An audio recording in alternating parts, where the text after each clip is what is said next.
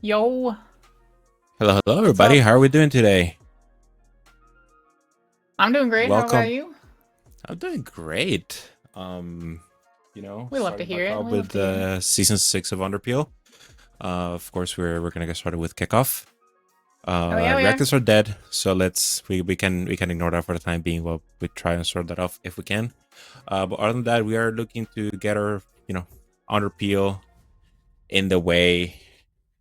This is gonna be a new caster combination. I don't think we've casted together before. I don't believe so. I've cast in some combines. This is my first actual Underpeel first match. Official cast. Welcome in then. Yeah, we're gonna get some great matches in for today. Of course, with the start of a new season comes exciting new teams. We got yeah, we got a bunch of exciting teams. I see a couple of returning teams that we have.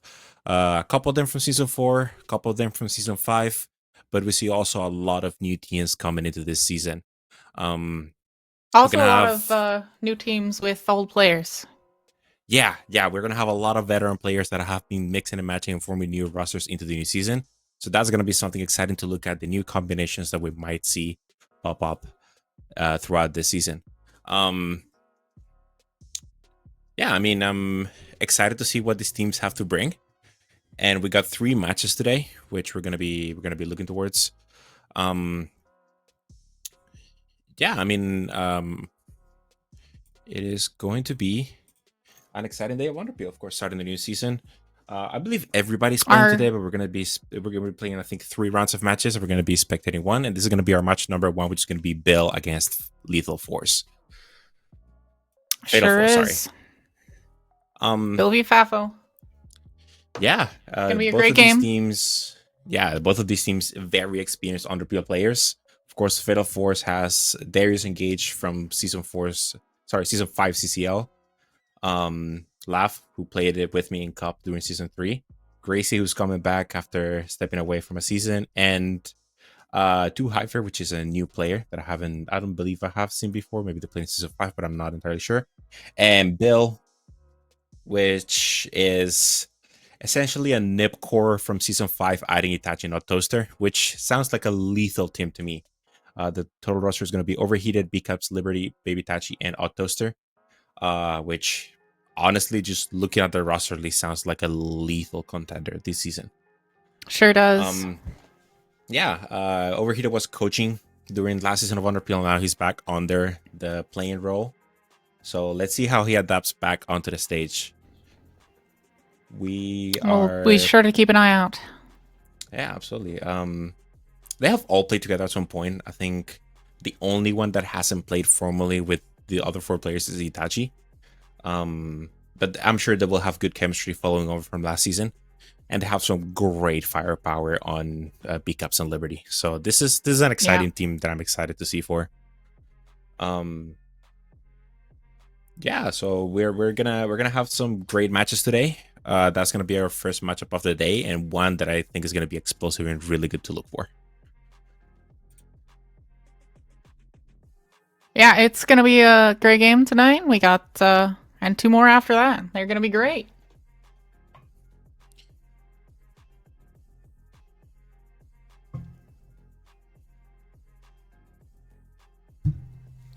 Sorry about that. So we got the matchup set for today. That is gonna be the first one of the night, and we are gonna be. Yeah, I believe I've seen it to Hyper somewhere. I think they're a new player this season. I don't think they played formally on a team, but I know that they have been hanging around the in-houses recently. I mean, hanging around those in-houses, that's how you get on a team. Yeah, exactly. Unless you got a different way of getting on the team, but it's definitely a good way of getting on a team. Yeah, I would say it's probably one of the main ones you can find with, that is how you meet most of the people that play in the Underpeel, so it's a great resource to. If you're a free agent or don't know a lot of the people inside of the community, that is a great way to get to know people and, put yourself into the into the scenario I know, I and have into the PTI picture when I of play him. playing.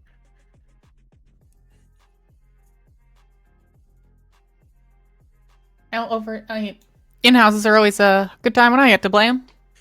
Yeah, exactly. They are there, of course, a welcoming environment for everybody, which is kind of also the essence of Underpeel. Everybody can get to play, and it's a possibility to get free agent teams made, but it is not as easy as, of course, finding your own team that you're going to gel with. I mean, pre-made teams from free agencies have made it far in the past. So of course, the highlight would be the season 3 finalist Carbon Under Pressure, which was one of the first free agent teams. But for the most part, we do have pre-registered teams that form their teams together before the time has come.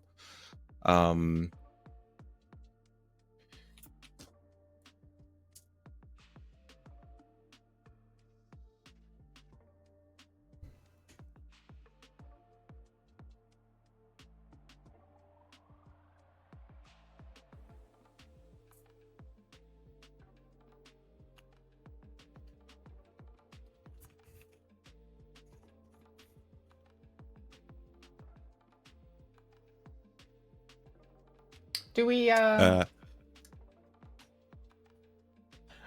want to try to put any bets on who's going to win this first game, Bill or FAFO? What are you thinking? What are you thinking, I don't LCR? know. I don't know if I'm putting any bets down, but I'm happy to start some predictions going on. I mean, some bets that are meaningless, that don't mean anything. It does really depend on how much practice these teams have got beforehand. Knowing That is Darius true. as a captain, I know that he's been drilling his team into getting practice and getting practice and getting practice. So I'm sure that they've screamed at least 20 times before the season started. That would be one advantage that Bill would have against pretty much any other team that hasn't practiced, which is they are friends beforehand and then they do play regularly together as 5-stacked. So it would be a benefit that Bill would have against most teams, but definitely not against Fatal Force, which is a very, very, very heavy scrim team. Yeah, I'm seeing some of their scrim results. They're doing pretty well in them. I don't have any scrim results for Bill, but yeah, I mean it is to be expected, of course. Darius as a captain and coach for CCL during season 5 was one of the great forces behind that team that managed to get the team to where it did last season, which was fairly far into the season. So I've been imagining that he's applying the same pressure that he is onto this squad, make sure that they are ready for this match. I know that a lot of the players are also very willing to listen. I know Gage is happy to listen to Darius on pretty much everything he says, and Lav is a person that is extremely hardworking. I know that during our season 3 run, he was pretty much doing scouting and picks and bans for most of the playoff run, and he was very happy to get some practice in. So I know that this squad has the drive to make it very far this season, and this is of course going to be the first show that they're going to give us, but I'm hoping it's going to be a good one. And my expectations for them are fairly high. On the other side, of course, for Bill, I don't think that they may have that extreme scrim scheduling, but I'm sure that they will be able to get practice in, maybe not as strict as having set plays and practices that they want to do inside of the game, but for sure some practices there that they do outside of the game, which chemistry has shown to be an impressive amount of the percentage for the victory inside of the Underpeel. Sometimes it's not the team that has the best set plays, but the best chemistry sometimes is the team that wins. So that is true. Yeah, I feel like we might see a clash of ideals inside of this match, and maybe it will be reflected in game, but we have to wait and see until we see that show up. We sure will. Sometimes you just got to get those vibes going in the comms. Yeah. And the vibes in the comms are the vibes in the game, and they become something really important. Sometimes the vibes are just what carries you to victory more than being good, but also being good. Being good at the game gets you so far. Yeah, I mean it is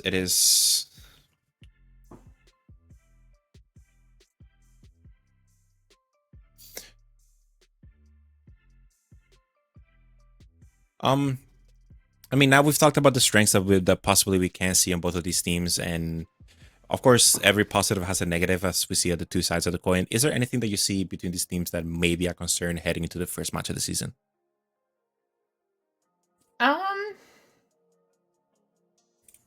I mean, I'm gonna be honest.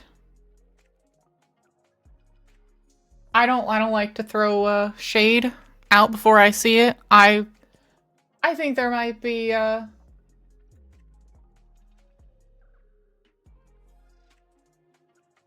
some concern from some of these teams, but I don't like to dish shade before I I get get to it. see them play.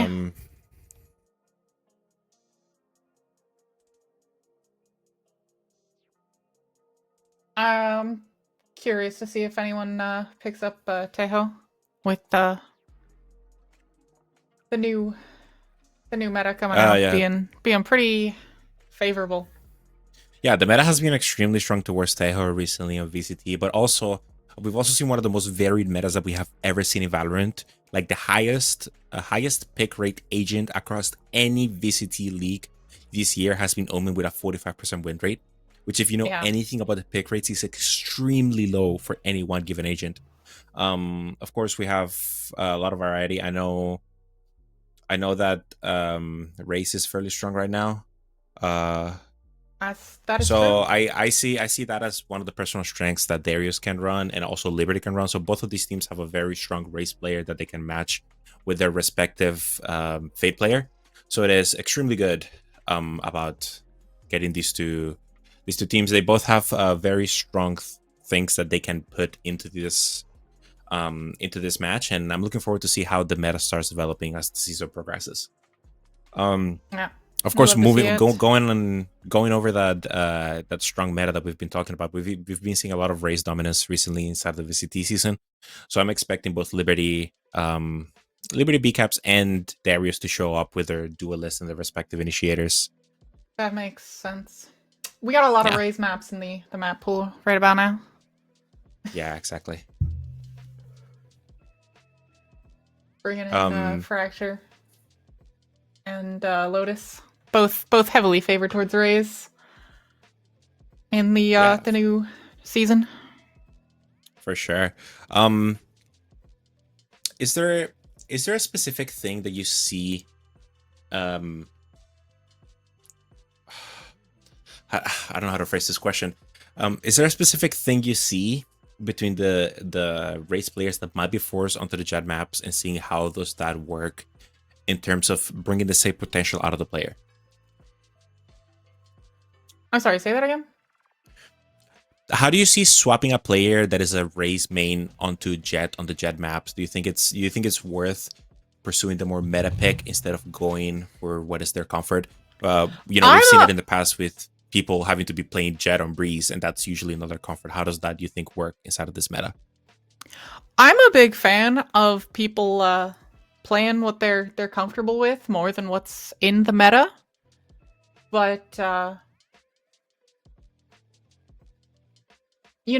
sometimes it is just better to know your agent, know what to do with it, than to be exactly in the meta. But as we all know, the meta is also important.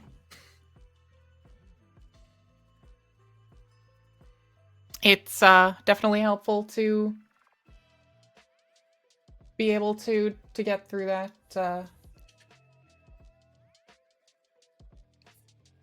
Yeah, I mean, both flexibility and specialization is important, right? But it is for sure something that we should be looking into in terms of what is the potential and what the map pool is really going to look like. I think both of these teams are going to lean towards the raise maps, so it might. We might get to see some raise tonight.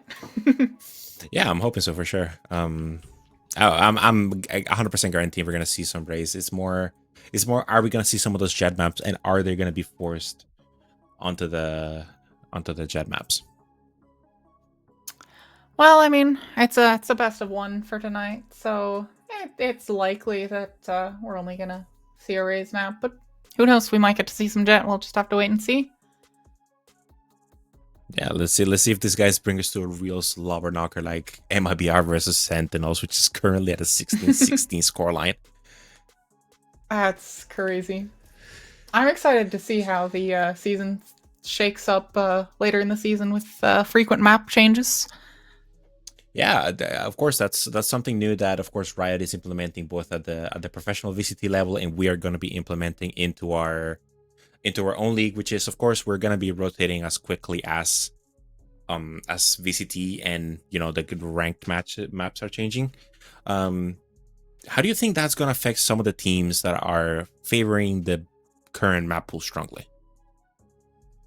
I think it's definitely going to bring us back to the set plays versus vibes conversation we were having earlier. It's gonna definitely de-emphasize some of those set plays, I think, unless they've gotten a lot of time on the scrims.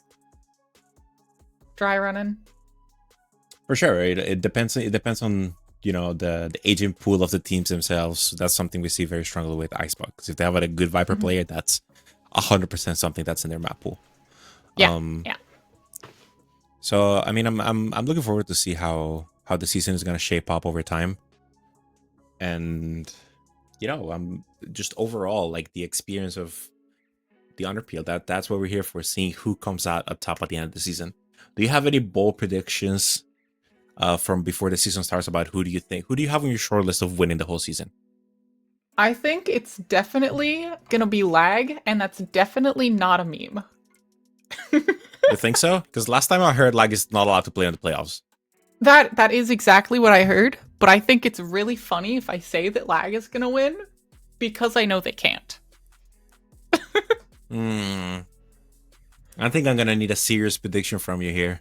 You can't just weasel your way out of it. But I love being weaselly. Yeah, but I'm onto you, so you're gonna have to give me an actual prediction. Fine. I just love the name Chortle Tortles. You know what? That's based. No, I have absolutely no basis for this prediction. I just like the name, so I'm gonna go with Chortle Tortles. Going for the grand vibes. Exactly. Gotta love some good vibes, good names. For sure. It's an important faction of what makes the Underpeel, right? Sometimes the vibes just win. Sometimes the vibes just win.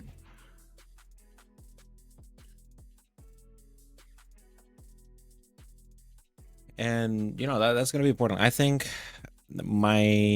probably my short list, I have to bet on ZONK Squad. I mean, they're coming back. They won last season. They got Minimoth coaching them, which as a lot of you may know is the season 4 Underpeel champion captain who is pretty much drawing most of our playbooks. So they've got not only a solid roster, they got a solid coaching squad, and they have the proven record from last season. So I think they can do it on the bounce. I can see them becoming a back-to-back Underpeel champion. I could see it, but sounds like the obvious answer. And, for sure. A safe bet, but one that I think it's fairly strong. Any team that has experience in the practice is gonna always yeah, experience is it helps, that's for sure. It comes back to the thing that we were talking about between Fatal Force and Bill, right? Practice might be the defining factor, and the teams that are the longest not only have the best vibes, they've grown as friends over the course of last season, and they might have even more practice under them. That is true. And it's important. Gotta get that reps in somehow. And just being together longer keeps you getting those reps, keeps you getting the vibes up. Yeah.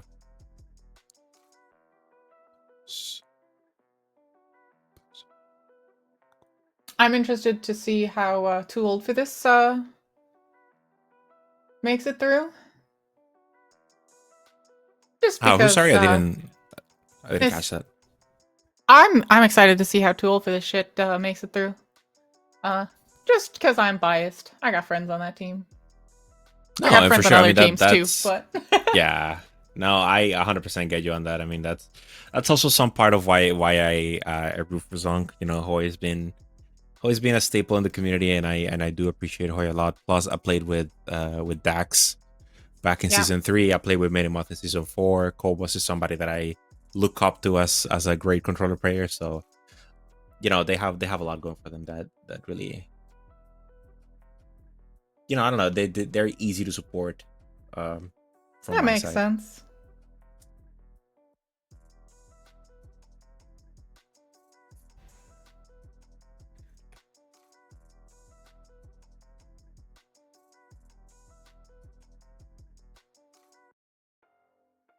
So we are.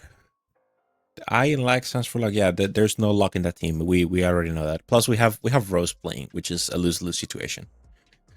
You know, like there's nothing we could do with Rose on our team that makes us win. I don't. I'm not giving out shade to Rose.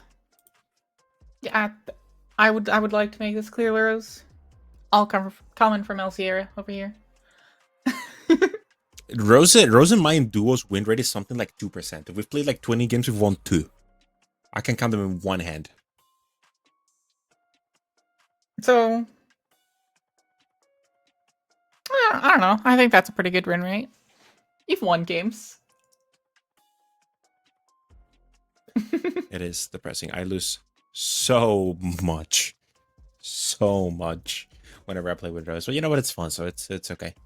I get it back when I play with Rose on, anyways. Yeah. Who needs to win when you could just have a good time?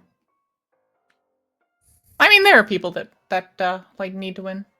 Winning's fun.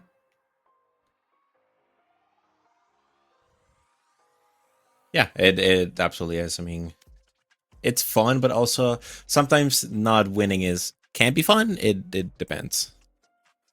I mean, I've certainly had fun in games that I've lost, so.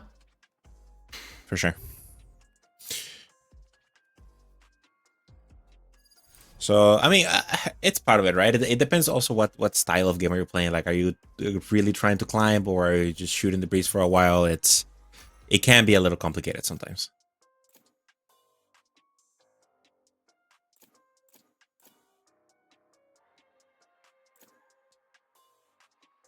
Especially if you're running some quick, like, team death matches and stuff. Like, you know, playing fun game modes can be, even if you're losing, sometimes you can have a lot of fun. That is true. But of course, that's not what we're here for in the Underpeel. We are to win here. Everybody's trying their best. Everybody wants to get that dub. And the vibes matter nothing if you're not winning. So that is a bold statement. Yeah, it is.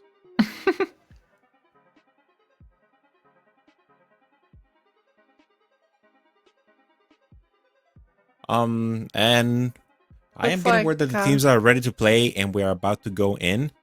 All right. We are. It looks like we're starting up on Fracture.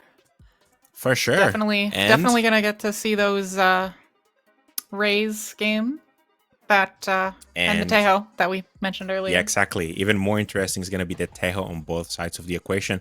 We have pretty much mirror comps except one change on the Sentinel. One of them bringing the new Vice. One of them is bringing the.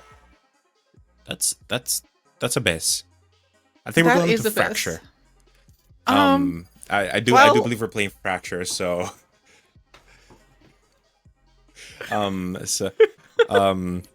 Disregard this Confucius L from production. It's okay. We'll figure it out soon. This looks perfectly like Abyss to me, or it looks perfectly like Fracture to me. Yeah, I don't know what you're talking if you look at the wall and don't look at it too close, it looks like Fracture. Hey, look, this is the grass part of Fracture towards Canteen. How do you feel about the Vice v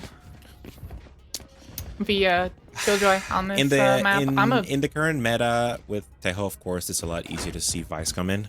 Yeah, But I think yeah. it still can have a great effect either way. That is true. I'm a fan of the Vice on Fracture, but Killjoy's definitely not bad. Still a good pick. For sure. Killjoy has been a staple on this map for as long as I can remember, so I don't think it's a bad pick whatsoever. I just think that the Vice is a little bit more meta, but of course, it all depends on how they play it. Of course, of course.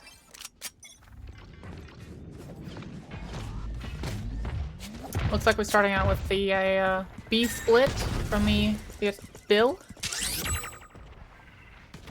Gonna get that Tejo drone coming in. A lot of utility already being invested, both of the nades coming out, as Bill just get a free sight.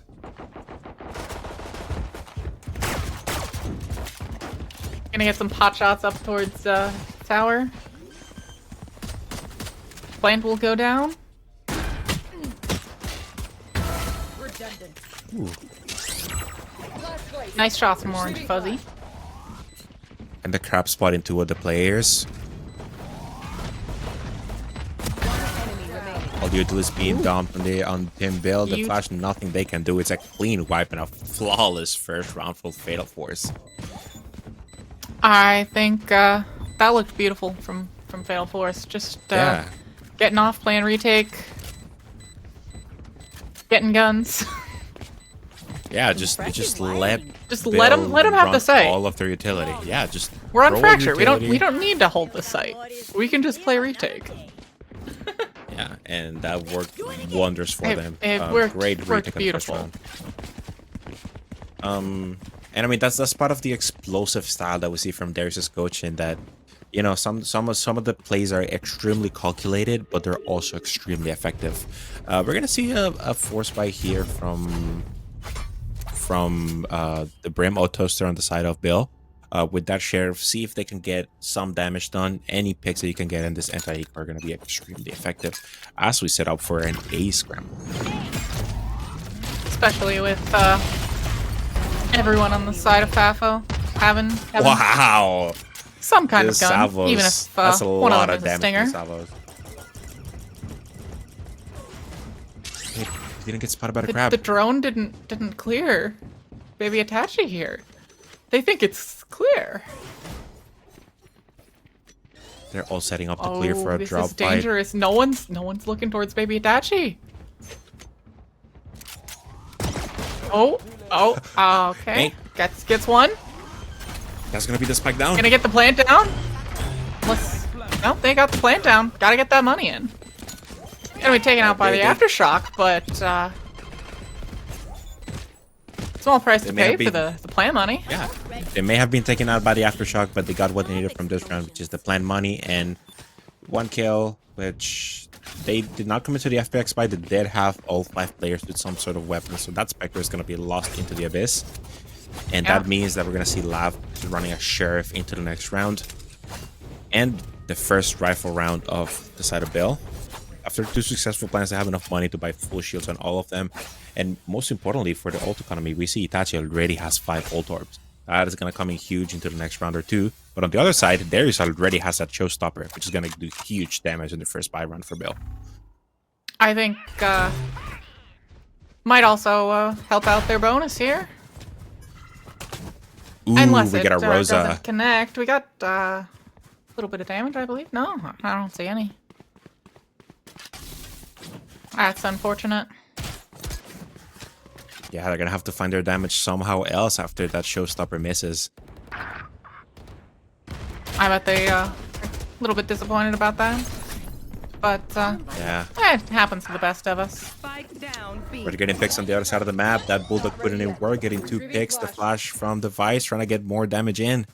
They have controlled the spike. Suddenly, this looks like a real winnable run for Fatal Force. And rifles acquired. It's looking much better for Fatal Force than the economy would let you believe at first. Yeah, looking at the guns that each team has in hand, pickups is stacked quite a bit, but other than that, they are in fairly even fighting ground. Besides the Spectre for Gracie, of course. Oh, some of us are low, like Darius on Fuzzy. Fuzzy goes down. Darius gets 2 though. 3, make that 3. Darius makes it 3 round. and is already a third of the way through his second race hold, 4 rounds Goes into to the Fatal game. Force. That is... Darius is doing numbers. That's what I'll say. He is. Absolutely. He's going 6-0 quick, and we're going to the clear comms round. And we are... for now, do you want to do 5 dish? Let's let's send do the it. breach with the Yeah, raise. just wait like 10 seconds. Alright. Okay.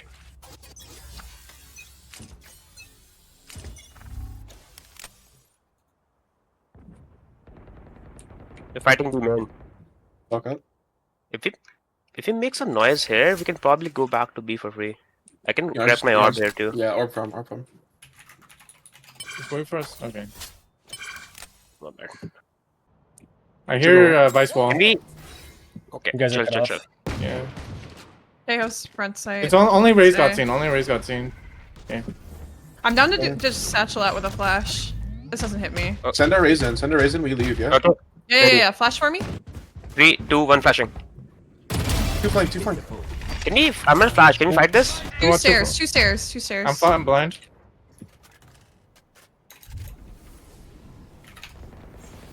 Oh, I missed my stun. I'm so sorry. Oh, Down A.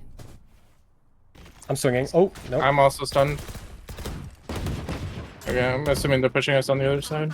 Yeah, they're Just play pushing us on the together. other side. Just whatever you fight together. I'm down blind as fuck. One enemy remaining. Flawless. They were pushing us on both sides. All good. Yeah, I think you just have to pick a side and palm it and play it together. Yeah. They just fight everything. They pick a side and they fight. Yeah. We should We have fight breach them back. ult. Yeah, we should fight them back. If they try to push us aggressively, we should just respond with breach ult to fight them. They have been fighting B main. Can we take away B main Let's from take them? beam. And that's going to conclude our first clear comms round of Underpeel Season 6. They got crunched into there, but I like the communication from Itachi, just calling to bait that Vice utility out and try to rotate into the B site. Unfortunately, they got pinched before they could do any of that. Yeah. And it looks like a showstopper is gonna go online on the side of Darius. So quick with it. 5 rounds to looking showstoppers. lethal. Already got the second one online. 5th round in. I will say this. Fatal Force is definitely looking fatal. That's for sure. Yeah, they're getting a lot of damage in with those praise rolls, so we got to get another pick here.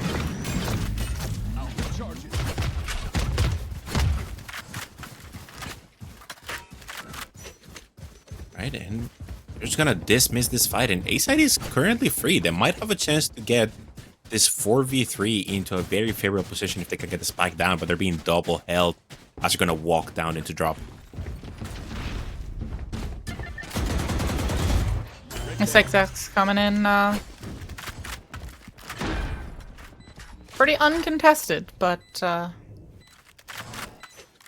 Itachi ready with the Roller Thunder for the post plant. As Lethal Force tries to fall in, the counter ult, the rocket comes, gets one. The Teho utility is going to clear the player in main. This back down to a 2v2 is going to be a 2v1. And Bill might pick up their first round here. It's all on 2 Hyper to finish it. But he has to worry about 2 different angles. And he gets the first. gets first. He might have a chance at the second one here. Drop the noise, the stun. Touches it. 2 Hyper. Wins the round. Touches in a 1v2 after. But I don't think he has time. I think yes. Time. Itachi bought enough time for the spike to go off, and that's going to be the first round win for Bill. I'm sure they're feeling good about that after 4 rounds of loss. They got the showstopper Armageddon online. 1 off Orbital Strike, I believe. No, that's 2 off. Yeah, that's 2 off the Orbital Strike and 3 off the Lockdown. The ult economy on Bill is going to be huge coming into the next couple of rounds. Yeah. But we Fatal see Force that on the operator other side. come We're, for Darius. 1 off 2 ults.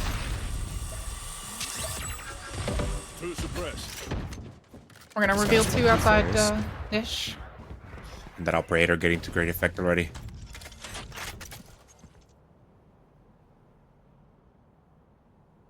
Is that creepy not behind the smoke? They have a lot of this main control, but they're not willing to give it up. They're gonna wait this smoke out and see what they can get ahead. But of course, this operator is gonna be a nuisance for the side of Bill. The race posted on this line is extremely dangerous for that team. It is going to be quite a nuisance if they decide to go for it, which doesn't look like they're backing off just yet, but... Yeah, we see the pinks on the There. minimap for the smokes on the side of Bill. Jumping from Lav. ZONK comes out, the execution with that showstopper we talked about earlier. Here's gonna And miss. the Still get operator traded. goes down. Operator has been dealt with. Such a tiny gap. It's not so much of a nuisance if you've got a rocket in your hands. Spike planted. That is one way to deal with it. As we Yeah, see the that Rolling is. Thunder get into side. Same position as last round, 2v2 with the side, and the side player is going to get cleared. We want for the player main. The double swing is going to deal with both of them. Turning it into a 5-1. 6 rounds into the half. Ooh. Fatal force on this. They look brutal. They're dialed. They're drilled. Yeah, they look extremely dangerous. That utility from Hyper is not only... Oh, we have a timeout coming in from the side of Bale. It certainly makes sense. Heavy Given pushes. the scoreline. So Let's We need to guy set up who- a trap play, like hard on them. All right, we should take some space early then. Like if they're using like salvos here, we should probably salvo back game in so we're able Yeah. to contest them. And at least they're not able to like fully push out at us while we have like KJ Brim controlling the B main walkout. how about we do like set up a trap, maybe like use a shit ton of util here, but instantly go B main after that. We can leave an insert too. Yeah. Yeah, try to bait them. Yeah, them try to to, bait them to go Right. A, and then if we go B, like we have 2 good ults to take the round with that. All right, so we're gonna give up north side control. Yeah. We do need to keep it. Maybe just put a turret here and play on the rope. As soon as the Okay. turret hits something, take the rope. All right, I'll do that. Sounds good. Yeah. Let's do it. Right. I like it. Right, and we see the pre-round plan for this eco round coming from Bill.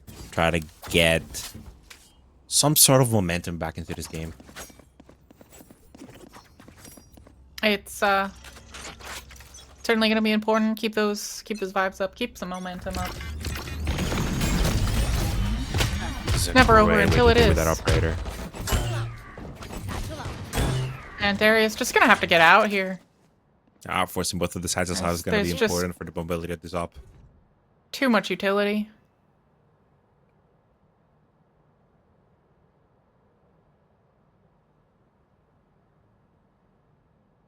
They're just going for the orb and leaving. There.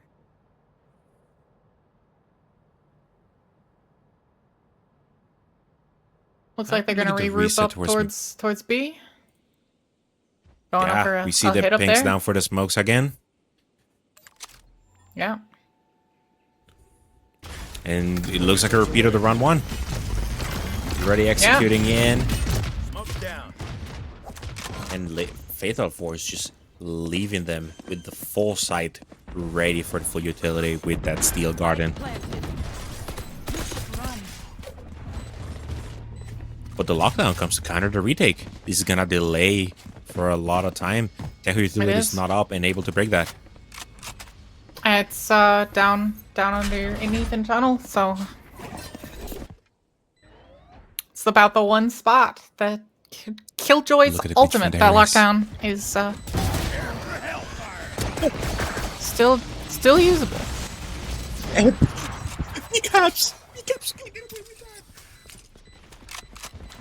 Sure looks like BCAPs can get away with it. One enemy remaining. One enemy remaining. BCAPs! BCAPs with the ace. Gonna get Bill Wait the to win the second round. for Bill. I bet they're What a feeling good round after from that BCAPs. round. certainly what they needed. Certainly, Big Ups is feeling amazing after that 3 Sheriff kills, looking like tired out here, and then the other 2 with the Phantom, absolutely cleaning up the rest of FAFO. A great execution from that eco round. And we gotta remember, they started a round with 4 Sheriffs. That's a huge round for Build to win. Suddenly their economy stabilized, and this is gonna be a gun versus gun round. And now it's BCAPs that 2 off that showstopper after just using it. Few rounds ago. Just grabs an orb on the south side in A main. Yeah. Both showstoppers are very close to being online. Pickups gets this B main orb. Ah, looks like it's gonna go towards Itachi. Yeah, and that's with the plant is gonna be the Rolling Thunder online if they manage to get inside. But we see again this game plan come in from FAFO. Just let them have the site. We'll retake it. They seem confident in this despite losing that round. I guess they're counting it as a one-off. BCAPs can't pop off every round, can he? Can she? Sorry. You know, it's certainly unlikely, I would say. But looks like we're just gonna regroup towards A. Yeah, and that crab is gonna give away the rotation. We see both teams already ready to scrap here.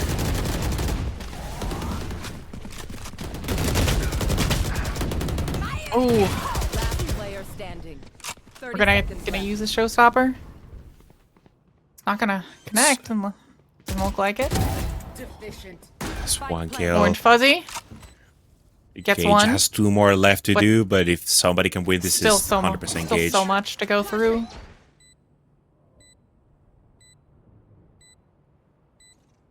Oh, he's gonna get pinched. The Brim is in main, waiting for the contact. He might have a timing on B-Caps here. He's not looking towards her. B-Caps might have a free shot here. And she does. B-Caps. I guess B-Caps can pop off every round. That's a 3k of B-Caps for this rounding. Securing another one and the showstopper out. That is one way of clawing your way back. Just get one player that pops off. Yeah, and that's gonna break Fatal Force's economy. We see them pushing out the Stingers and a classic for Gracie. This is probably the round where we're gonna see the Steel Garden to equalize the playing field. Go again back into a pistol round with the showstopper. See what they can do here.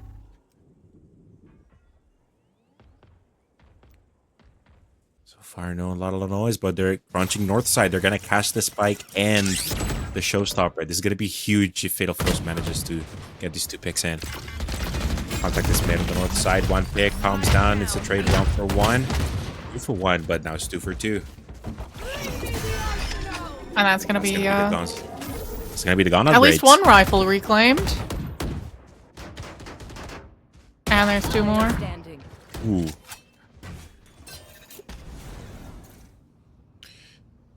Now this turns into a 2v1, but the defenders have full control of the spike. This is something hard for Liberty to do. Liberty against the world. Thought they were going to pull in the Armageddon here for a second there, but no, it was just the salvos. But this double hold is... I don't think it's getting anywhere. Gets Great 1. communication. Gracie holding the first contact with Gage with the swing. That's a clean way to finish up that round and win that eco round. Low investment, high value. That north side crunch coming in huge for Fatal Force. It's definitely very strong on Fracture. This map, it's... You can get those crunches off successfully. Yeah, it's just so hard to deal with. Yeah, you can just 4v2 on one side of the map, and it's even if it's an eco, it's a lot of people to take down. Looks like we're gonna get a Rolling Thunder online right away. Right for that orb. From Hyper. Back down. Save that Rolling Thunder for the retake. Thankfully, they don't have to use it now as Bill tries to reclear a main as the players are trying to rotate out. But is that crab gonna hold him back? Looks like it might. This is setting up to be an amazing scrub for the A side. Stairs grabs that dish orb. And Overheated is pushing on a timing. It's a 4-1 split. One on the north side, but they're not looking at him. Okay. Oh, overheated. Wiser. This is just getting away He's with good murder. for 2! Great stunt play from the side of Bale, and this is gonna be a 5v3 retake. They do have the Rolling Thunder online, but They do have the Rolling Thunder online, but even so, it still looks pretty rough. It's another 1-for-1 trade and ramp overheated up in this round. Might get the 4th here fighting through Hyper, but the Molly from Gracie is gonna push overheated back. Oh, they jumped on top of the Molly. Would be wiser. It's a 2v4 retake. They might start considering saving at this point. I know I certainly would. And that is But, ultimately that the is- call that is- made. that call Overheated. Overheated close. He's gonna go hunting.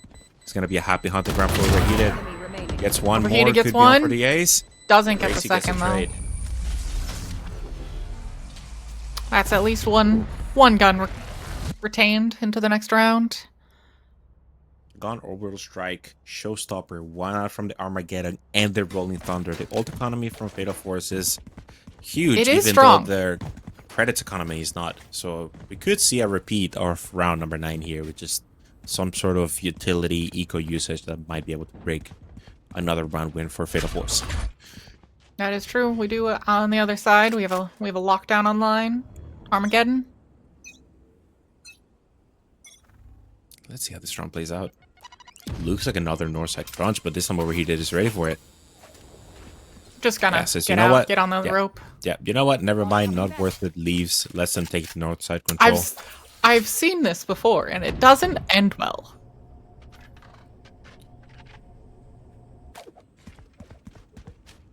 Yeah, this is a lot of people towards the B side of the map. This is going to be a very muddy Valorant fight. Looks With like 3 they're players going working up down towards under. tunnel, trying to get that lockdown online. Liberty spots Gracie. Launching smoke. It's going to be a smoke down. Liberty coming out, and we see this game plan come up again. Let Bill have the site. And B-Cap's just stuck in the vines.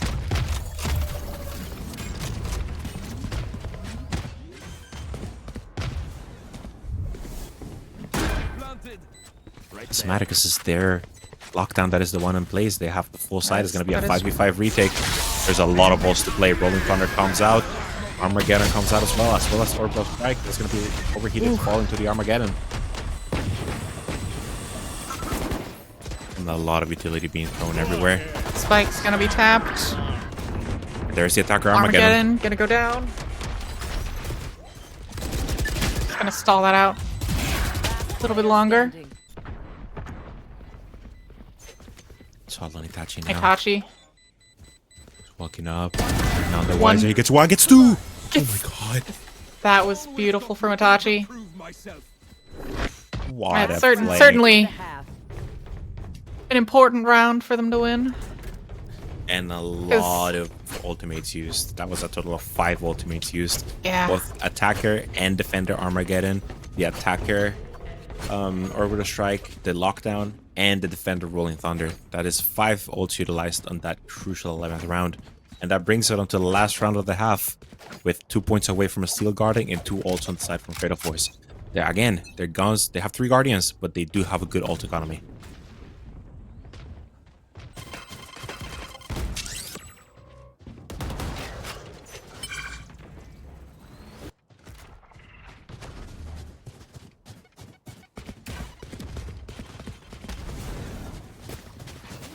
Just get a free side here on A.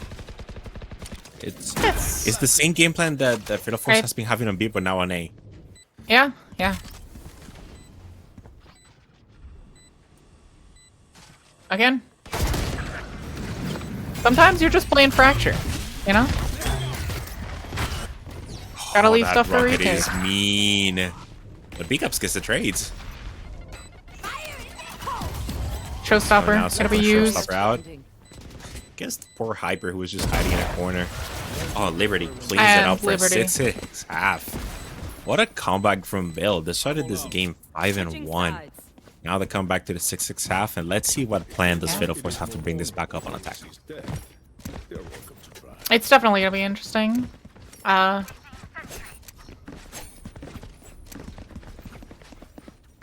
Certainly looked one-sided for a while, but Bill's figured out their game plan, warming up. And again, we see the dominance of the races. Darius with 16 kills, B-Cups with 17. This is races playground, and we're just living in their world.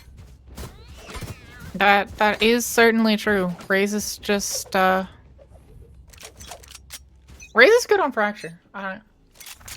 Absolutely. I do enjoy seeing a good race player on Fracture. But look at this. There's eight players on the B side, but none of them are attacking the same side. They All are the all defenders are on the going B north. side of the map, but they're not looking towards each other. This is gonna be a messy scrap in the tunnels at the bottom. Oh, now they're looking towards each other. And 3 players stunned, but there's nobody to capitalize on that. Salvos do not go under Liberty. And all the attackers are just scrambling to see what they do. They're gonna come out of the tunnel, and they're just gonna walk A. Because they if don't like you what look they at the see. minimap, Gage is all the way up A main.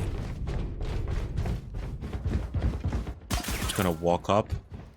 1 piece of utility down, 2 pieces of utility down. Only the mollies are left on site.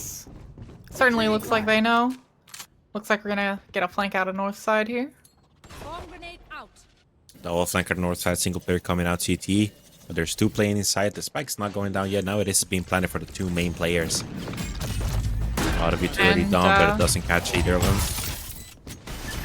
Trap is broken immediately. Tuirseach doesn't get him there. Salvos did not catch the planter, but it did catch the drone. So Wow. Who needs utility Beautiful when you have 3K. a ghost?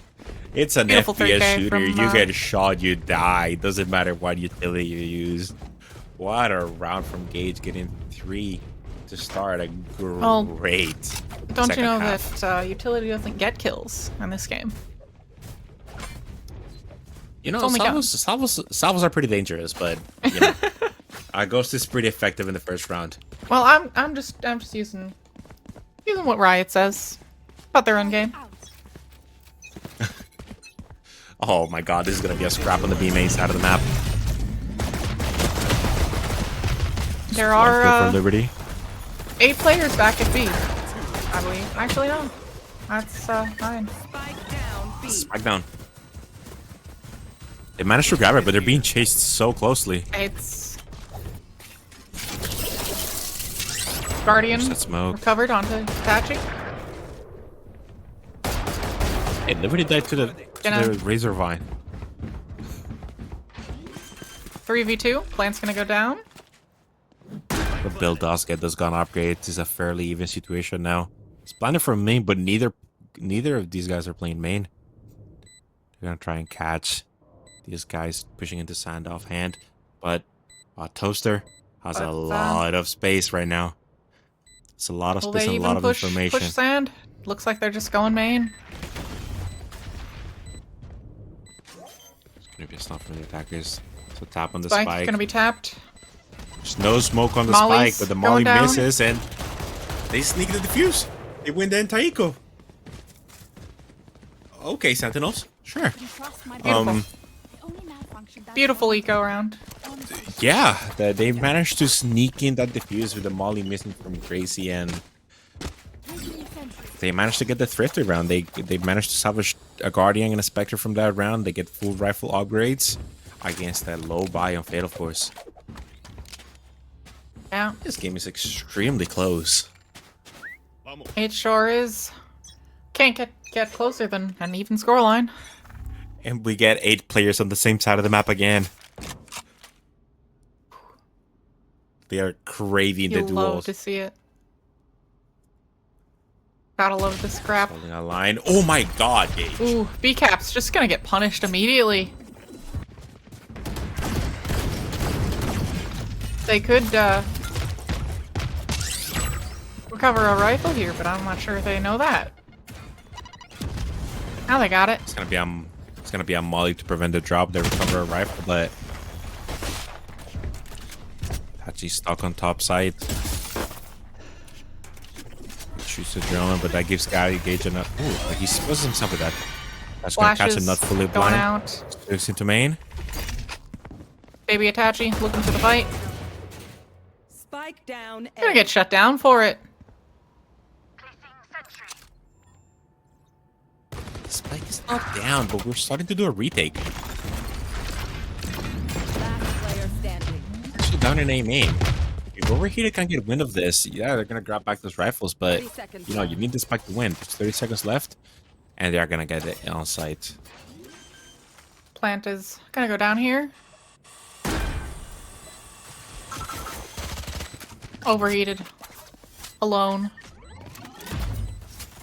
Spectre in a dream. Well, gonna get a rifle. That's that upgrade. Lav is very low here, but Throw some I don't think pot shots out. Bot coming back.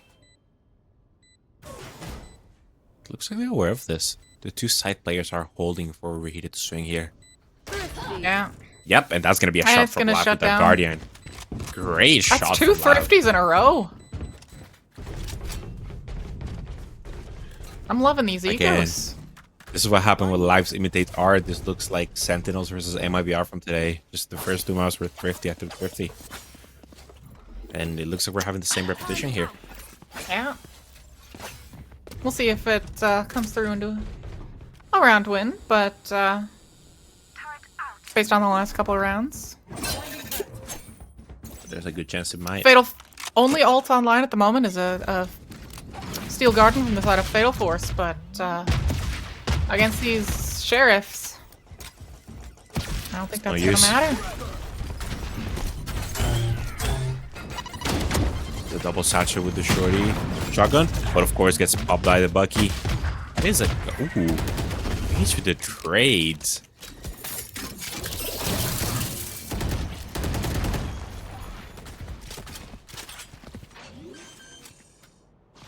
That's gonna be sad control Plant for the is side of Fatal Force. gonna go down. Oh, Gage just narrowly avoids avoids death. the flank.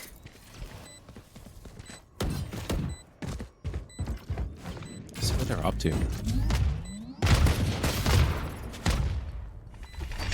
Gonna go down to the flank. Inside of Gage. Guns. At least gun. Gonna be recovered. Onto Baby Itachi. Salvos. Ready for the tap. Ooh, what a shot from Liberty. Liberty, you can't get away with Liberty. Getting away that. with That your was life, extremely too. deadly with these sheriffs. Ooh. Thrifty. Oh my Third thrifty, God. I believe. I'm counting Yeah, right, right? third thrifty in a row, and we're gonna go into the clear comms round.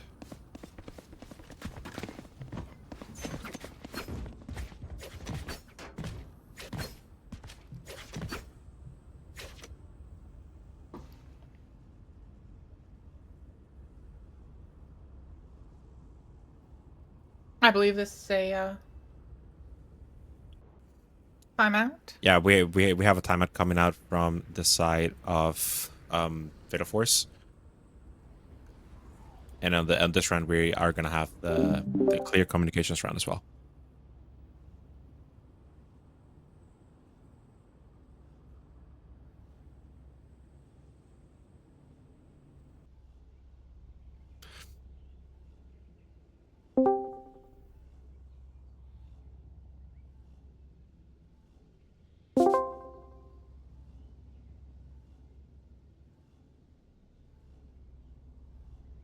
Maybe this is secretly a tech pause from our production. It might be for production, but definitely not for the players. They're already I know, setting up yeah. for the next round. And as we see the timeout coming in from the side of Fatal Force. See you on the other side. Oh, there we go. We're Careful, going into Killjoy the Molly for read. I mean, Killjoy for read. Care up. They can buy I'm up. stunning the line. Stunning the line. They smoked the. Well, I don't have the arcade line yet. I have it. They could have crossed, but I don't think they would. Not beaming orb, nothing. Alright, cross under. I'm holding. I have arcade. Coming, you guys. They cut noise A. I heard turret. Turret on B. Brim smoke just went down. Wall trick. They're fighting dish. They fought dish. They're past my wall. Okay. Breach stunned dish. Raise Wait, the we side have both, Lav right? crossing rope. We have to go with dish. We have to go dish. Yeah, they're coming up. They Close, don't see close. me yet. There's two. There's two. One enemy fuck. remaining. Trap set up arcade. Unlucky. When they trip my wall, we have to do something. Like we can't Yeah. just. I can't just get flanked. Eco. Okay, we have 4 ult.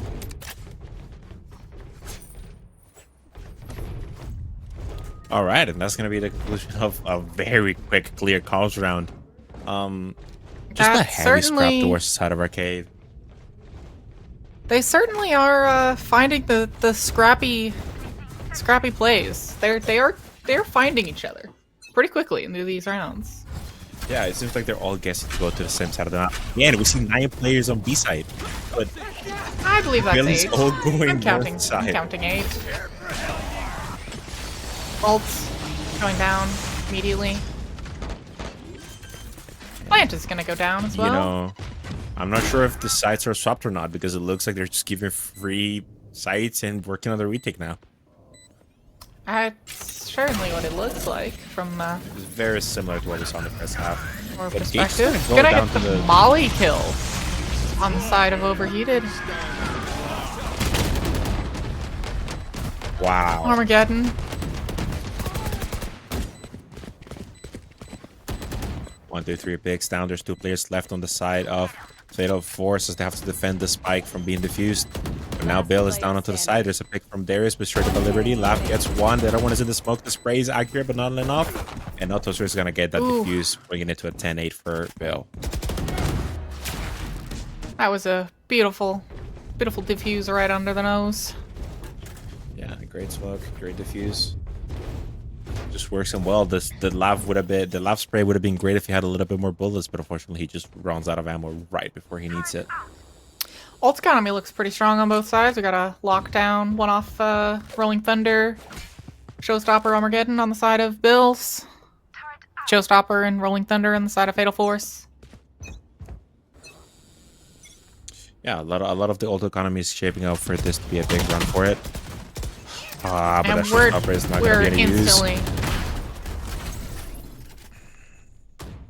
getting some fights going. That's not worth it, LavFx. Just get out. Yeah, it's going to be a showstopper from Breakups getting little to no value, but that takes out the Darius showstopper out of the picture immediately as the round begins. It doesn't get a kill, but it pushes the enemies towards the A side of the map. See the smokes get down. This is a Killjoy side set up, but out of the utility is going to be any use. For all intents and purposes, it's a free side for the taking. It's a free site with a smoked off turret. So I was not going to get a pick, but the lockdown is going to force everybody out of the side. But the spike is planted from main. We see 2 players on the lurk. Bcaps gets 1. Bcaps. He's going to get support Spray down to the second. from Itachi. Getting Lav Gracie with the low. trade. Gracie with the pinch.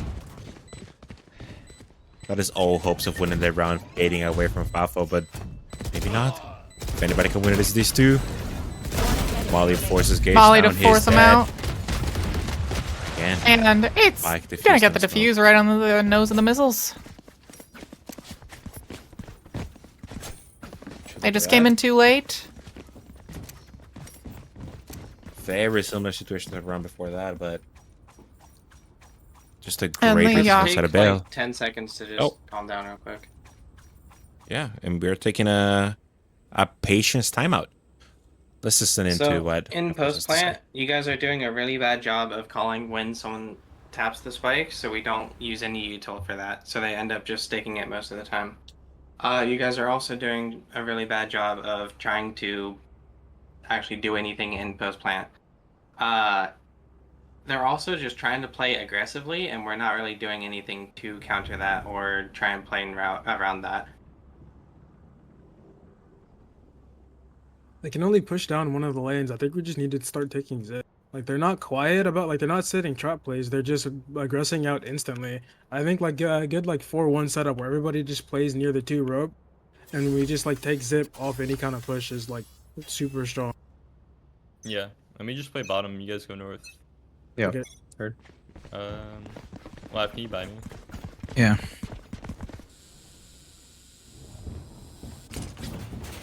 Right, if we All right. are. Let's try to get. All right, we're back. Yeah, just great communication from both the coaches and the in-game leader to just try and get some order into the team. See if they can get some of those rounds in. As we see, for what feels like the first time in this half, just completely separate ideas on both teams. They just keep for winning, but this time they're finally not hitting the same site.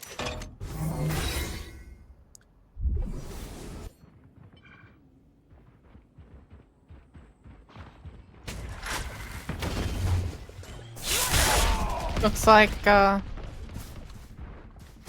easy B site for Fatal Force here.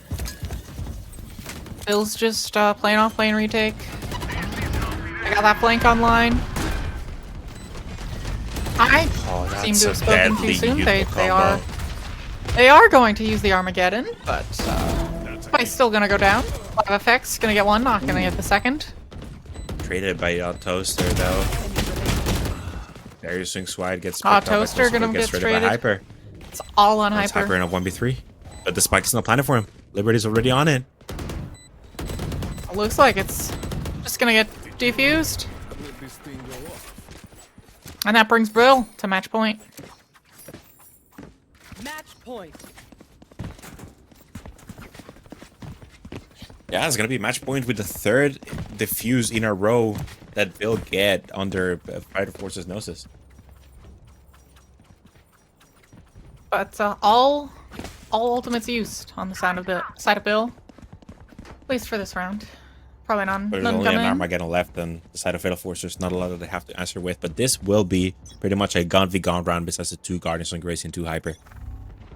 This is make or break for FAFO.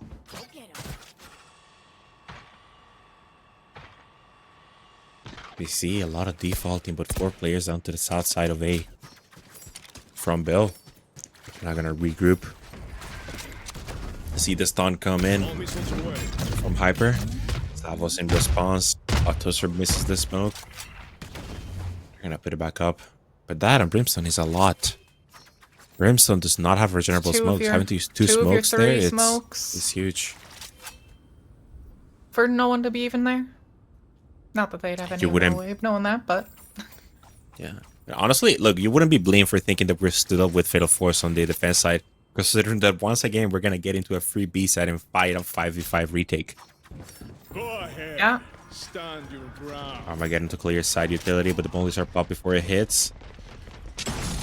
Again, once again, it's just a free site. Darius. Oh, Darius. Ooh, with the 2 from going over to that gen. Gonna get traded out eventually, but they're just getting away with it. Well done. On Toaster. Getting one on the site. One enemy remaining. They've managed to close the round out. That's gonna put a 9th round on the board for Fatal Force. That's gonna be their armor getting invested, although they do now have an orbital strike. They're gonna have an orbital strike and still a Guardian on the side of Gracie. Might even be 2. Okay, no, it's not gonna be. It's gonna be a Vandal Light Shields. Yeah, the economy is not too great having to lose 3 other players on the side of Fatal Force. The side of Bill can still full buy here. So we're gonna have another full buy round, and there's only an orbital strike on each of the teams as far as ult goes. And a lot of presence out towards B3. Just gonna grab the rope, go north side, regroup, re-hit.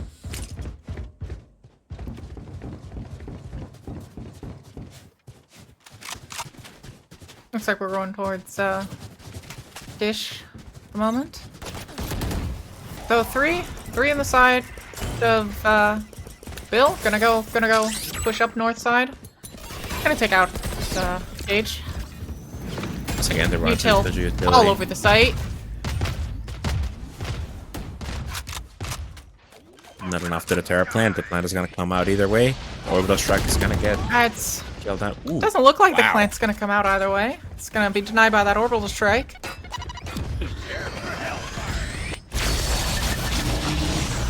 They've been on the site for how long? Still can't get the plant down. So long that they're not towards the site anymore. Last player standing. He's gonna get a pick, and it's gonna be And crazy. we're just in a make or break, running. 8 HP in a dream 30 to keep seconds Fatal left. Force out into this game. No utility whatsoever. Is gonna be 8 HP and a Vandal and a dream for Gracie to keep this team up afloat. The spike comes down immediately. The full rotation. Gracie's gonna try and take an early fight here, but she's gonna be swinging into 3 players straight up. It's one. Gonna get the first, and and then traded. eventually gonna get traded out. That's gonna be a GG for Bill. After starting this map down 5-1, they bring it back and in full force, winning their first game of Underpeel. And gotta give Beef Caps the ult orb just for the meme. Very important showstopper. What a match.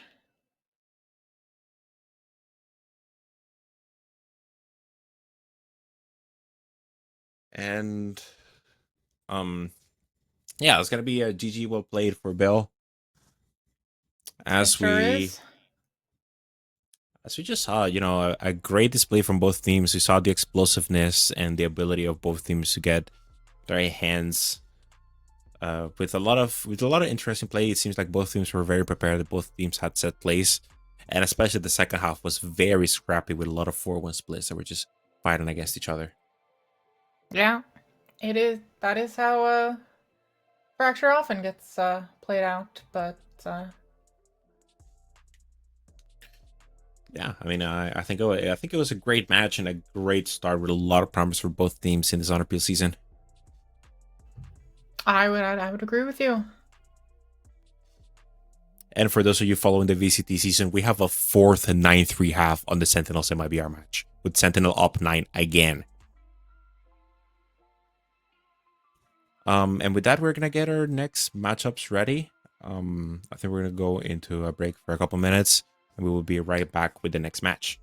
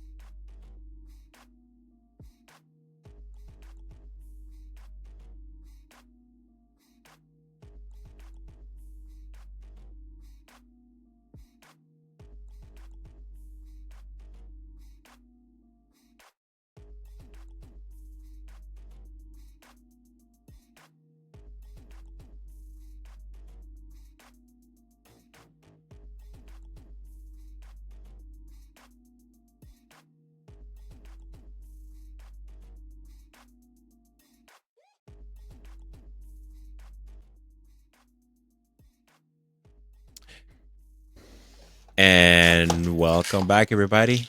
After a Welcome. great match one, we're setting That up was. for a great match two. I'm certainly willing to. I certainly want to see it. We got ZONK squad. We got Int. I need tuna. Yeah. On the next match. Certainly gonna be good one to see. I am excited about this one. This is Got any highlight players you wanna highlight? I have highlight players on both sides. On the side of I Need Tuna, I mean, a lot of these names are strong. Of course, I Need Tuna being the roster that has Just Ghost, Booker, Splatter, Homester, and Lemons. A lot of those people I've played with, a lot of those people I know very well, and I think a lot of these guys have the potential of being great in this match. I think Just Ghost is going to be a player to look out for in this map. Woodrow is going to be coaching these guys, which is, of course, Season 4 champion on the initiator role. On the other side, we have ZONK Squad, which is, of course, the reigning champions, the Season 5 champions, which is Dax, Kobos, Hoy, Challenger, and Griffin, with Minimoth, the Season 4 champion, on the duelist role, and IGL for MVT Minimoth. So both of these squads are stacked. Both of these squads have coaches that I trust a lot on the comms. And both of these squads have players that I trust a lot on their respective roles. So you're doing a lot of hyping up and not a lot of putting money on it. And by money, I mean words and not money, but yeah, I mean, Woodrow was coaching a lot of the. Who am I thinking? Who you think's gonna win? Who are you leaning towards? I think ZONK is gonna take it. You think so? Yeah, I mean, you know, I gotta go with the safe pick? back my predicted champions. You know what? I think there's a lot of potential for Int to get it here. But then again, you know, Woodrow's coaching wasn't great last season, so maybe it's, I don't know. It depends. No, I'm kidding. You know, maybe the Woodrow buff is going to be huge in this map, considering that is a difference that we are going to be looking into. That Woodrow is going to be in the coaching slot as Minimoth is not. So honestly, it might be a coach diff. I can see it happening. So you know, I think I convinced myself. I might go with Int on this prediction. You're changing your own mind? Yeah. I talked myself into going for I Need Tuna. That's fair. You've talked me into going towards I Need Tuna as well. Yeah, these guys are good. I believe that's in my them. hunch. My huge hunch. Yeah, you know what? I'm going with the coach buff. I'm going with I Need Tuna on this one. But of course we have to wait and see what the map is like. Yeah.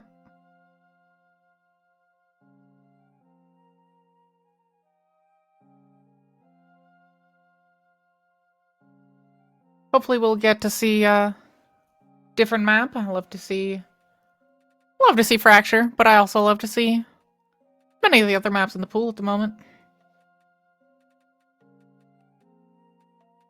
But we shall see what they pick after the bans roll out. Yeah,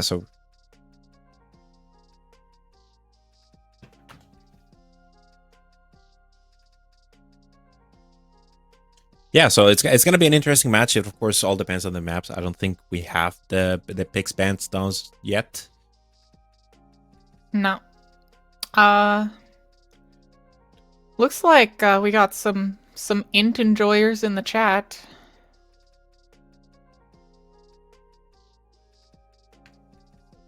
At least based on the usernames. Yeah, so we're waiting on the picks banks to come in.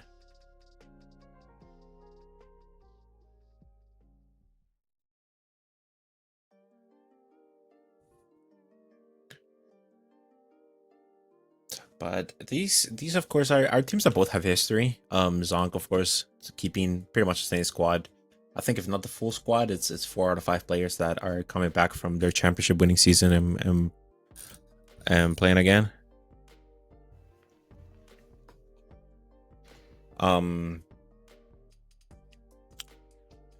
And on the side of Anituna, they were going by a different name, but this core has played together before with Woodrow as their coach. I'm pretty sure, or something similar. I know that these players are very familiar with each other. I'm very familiar with their coach. There's a very, very good chance. There is a greater than 0% chance that either of them could win, come out on top.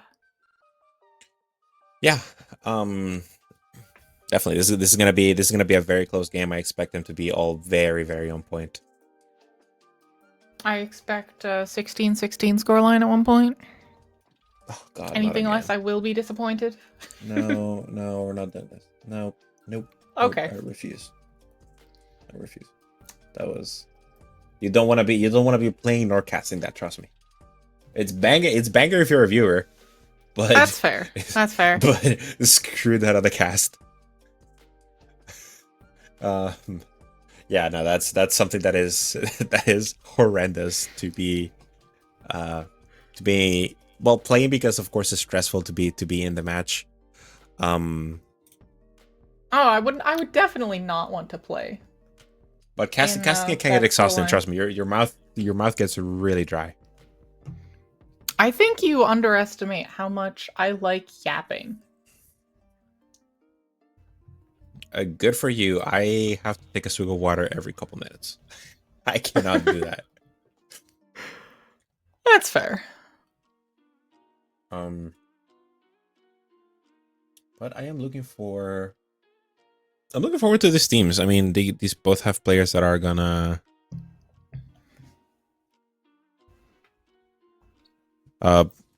both teams have strong and not a lot of weak points, but is there anybody that you've seen that you know of recently that you might see as someone that we might have to look an eye for either positive or a negative way?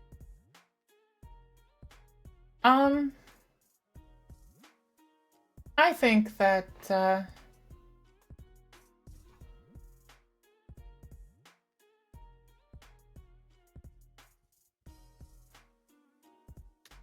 it's fine if you don't have any info on them. I mean, it's a subjective question. It depends on if you personally know them. We haven't seen them play yet, so it's very hard to get an insight on how they will play as a team.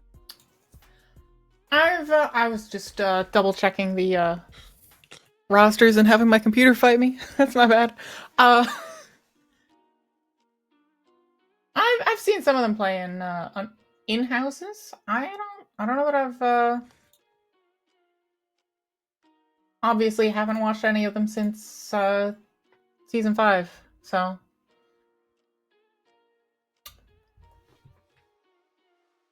yeah, definitely seen ZONK play, but yeah, I mean, they're not only the season 5 champions, but they were a great season 4 roster. They gave me a lot of headaches during that season. as happens. Yeah, so I mean, I'm looking forward to it. I mean, I think the current meta, as varied as it is, it gives players on both teams to have the ability to excel in their respective roles, with not anybody being stuck to a specific agent and everybody being able to play comfort, especially on this map, is going to be very, very very beneficial. I know that previously ZONK had a great setup on this map. I don't know if they've changed it, but if they have, I trust that it's going to be a great work for them either way. Looks like our map and graphic is not working, so we're going to Abyss, and ZONK is starting out on attack. Yeah, their attack is good. Let's just hope they don't leave mid open on the defense, and it'll be okay. So for the picks and bans, Anituna won the coin flip, which meant that ZONK got the first ban on Lotus. Anituna banned Bind. ZONK banned Fracture. Thank God. Anituna banned Split, ZONK banned Haven, and Interitus banned. Interitus. Wow, that's. I see INT, and I can just think of somebody throwing. Which I guess is the point of their name, but I need to bans Pearl, which means that the remaining map is Abyss and ZONK pick the attack side as a starter. We love to see it. Oh hey, the map is right this time. How about that? How convenient of you to pick Abyss. ZONK and Int. How gracious of you on our cast, on our not our casters, our production staff.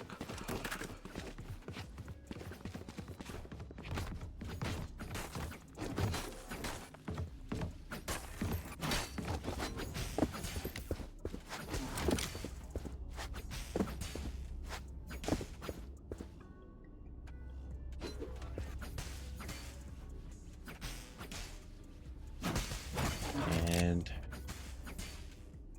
we are about to get started on this map of Abyss.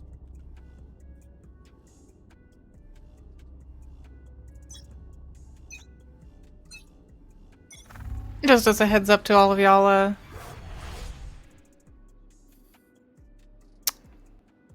overlay's a little scrappy, to say the least. We're gonna get some mid gameplay going down. We'll get all the way down. And just gives up the site. We're gonna get the plant down for completely free. 5v5 retake online.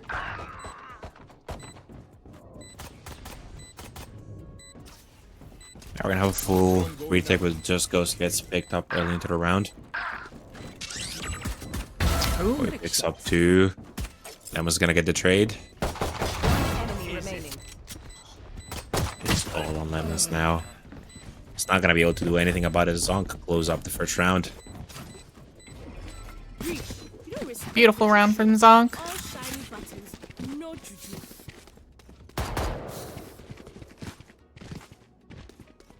I got enough time to go into the astral form?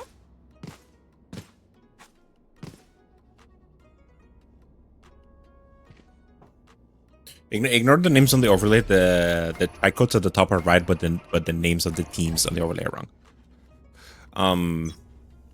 Yeah, that's the only thing that's wrong when we come to this by-face graphic. The names are, ignore them, but everything else is correct in the overlay. Kovic just gets an immediate pick onto Homester. Still leads him from the map. What a pick. Gonna grab that orb. Just gonna back up. Looks like we're going towards retake city again. From Int. And whether ZONK is gonna go up or not. Spike is gonna be down in mid. Not gonna be super easily coverable. It's scrappy. Challenger gonna get 2 on the way out. And the eco round. It's going to oh, it's not an eco round. As the anti-eco, which is gonna go to ZONK, which should be an easy cleanup for them.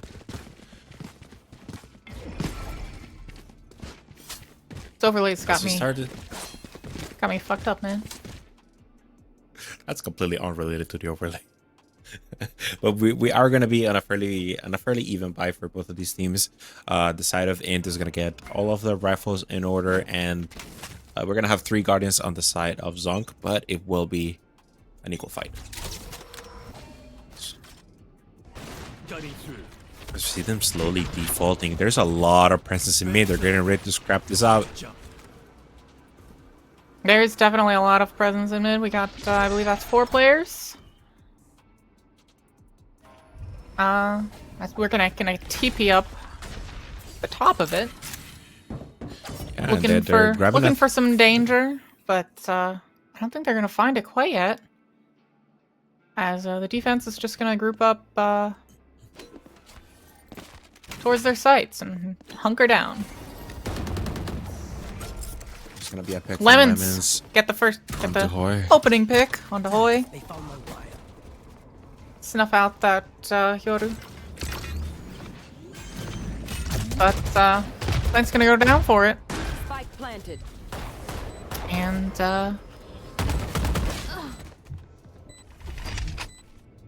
4v4 retake.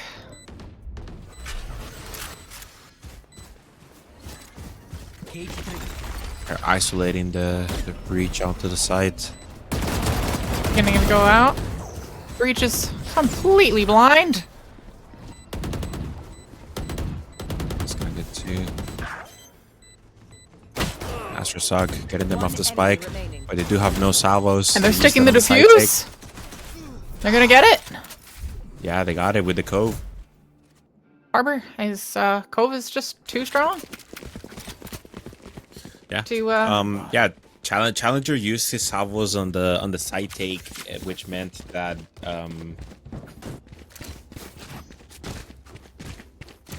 we're gonna move into the clear comms round.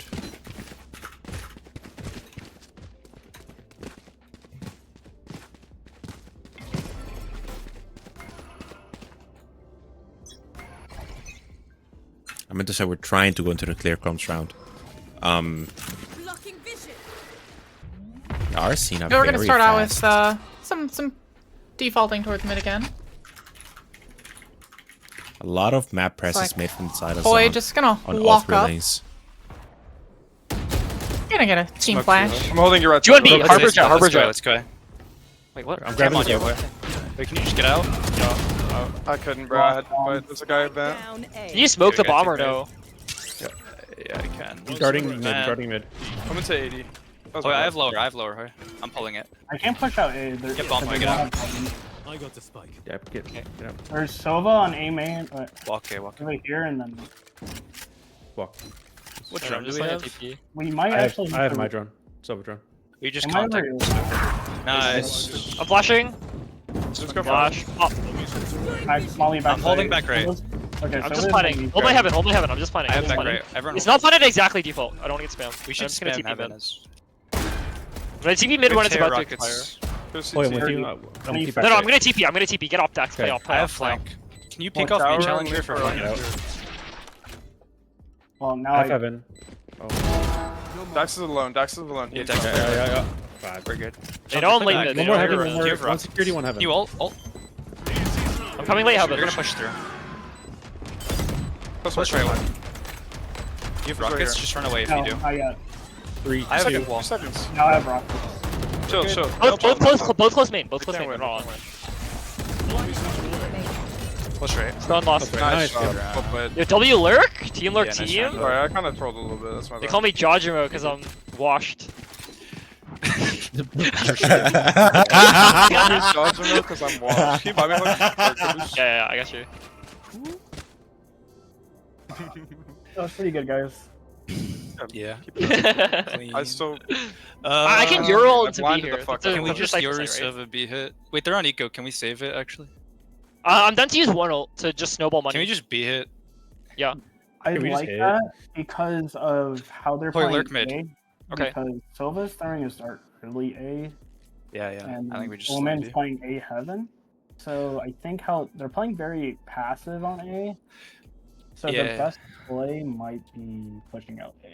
Nah, I feel like if you just smoke A, if they're passive, they're not gonna refight it. We're just gonna fight A as team. If they're there, it's fine. Yeah, but we're going B though, right? No, Or, yeah, B. I meant fight B. Sorry. Wait, okay, I can just hold. Or no, we have Yeah, no Hoy's other just. A-licker. Hoy, Mid-licker. careful of them running down, especially if they smoke you. I can play Be down to Boaster. I TP can play out. Boaster if. Yeah, so Koi, can you play mid Well, and then yeah. have TV to our B side so you can? Yeah. You're I was just gonna throw hold the their TP mid across here bend. anyway. You gotta hold Yep. their bend flank. Yep, I got you. Wrong B. And that was a Here Comes Plus, a bonus timer that we get from the side of ZONK.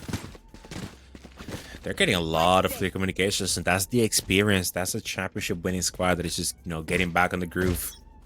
They do have a gun advantage into this round. And it looks like the defenders are just gonna set up to fight mid. But attacks going towards that B side of the map. Well, 4 of them are. Always gonna be sniffed out, steal towards mid. Yeah, but But we got the site, so. yeah, but Booker did not grab the Vandal that they got from Hoy.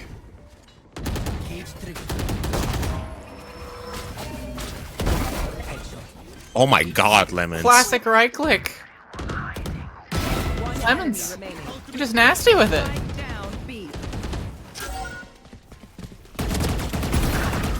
Kobas gonna get the pick out on Just a Ghost.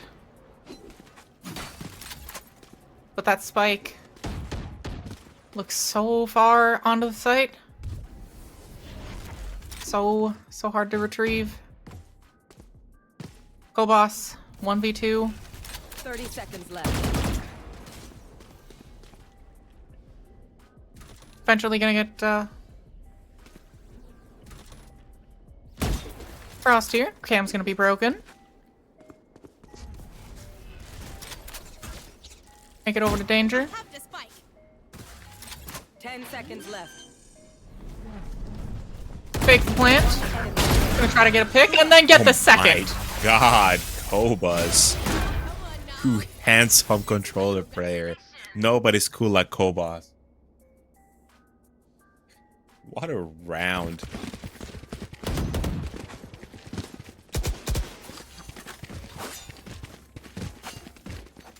And I mean, yeah, we see again the dominance that ZONK is just like splitting off. This time they played 4 into A. Hoge gets caught off, but even though their down numbers are up weapons, that's all that matters to them. Somehow Kobo sends in a 1v2, but Kobo's, I've never seen him lose those. So just a great round from ZONK overall. Looks like we're gonna start off here with some A main presence from the from Int. Right there. Gonna be pushed off by a stealth drone, but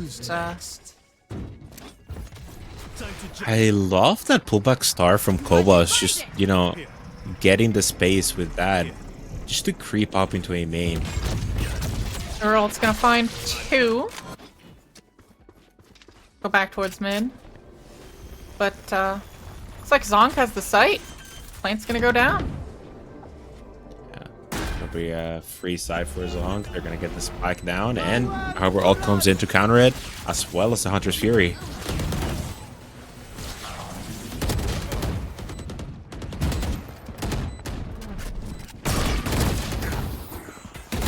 They're gonna go down. Lemons getting 1. 2v2. Last player standing. Splatter gonna get 1. Trade it out. Throwing guns around to distract. And 3 HP. There's not much you can do. Yeah, that's gonna be a hard-fought victory for the side of I Need Tuna, but that's a lot of ults invested. That was the Hunter's Fury. Yeah, no, that was the Hunter's Fury from ZONK actually. But that was the Dimensional Drift, the Cosmic Divide, and the Hunter's Fury on the side of ZONK. That's a lot of investment to not win the round. Their economy's not in the greatest spot either. They're gonna have to play the next round with 1 Guardian and 1 Bulldog. That being said, the economy on the side of I Need Tuna is great, but they do also have 1 Bulldog on the Cypher Lemons. Let's see how they shape up into the next round. It looks like it's gonna be a fight for A. Which is gonna be I Need Tuna's weak side, but it is gonna be the Cypher side. Just have to bring for the execute. Well, might have gotten pressed there, I believe. Either way, you're gonna be dealt with pretty quickly. Almost falls off the map. Push up into this CT. But not gonna like what they see. Fall back towards main. Plane's gonna go down. Hunter's Fury invested. Oh my god, that's 2 kills for Splatter for his Hunter's Fury. And find ourselves in a 5v2. One enemy Looks rough out there. And they're just gonna be dealt with. Another round for I Need Tuna.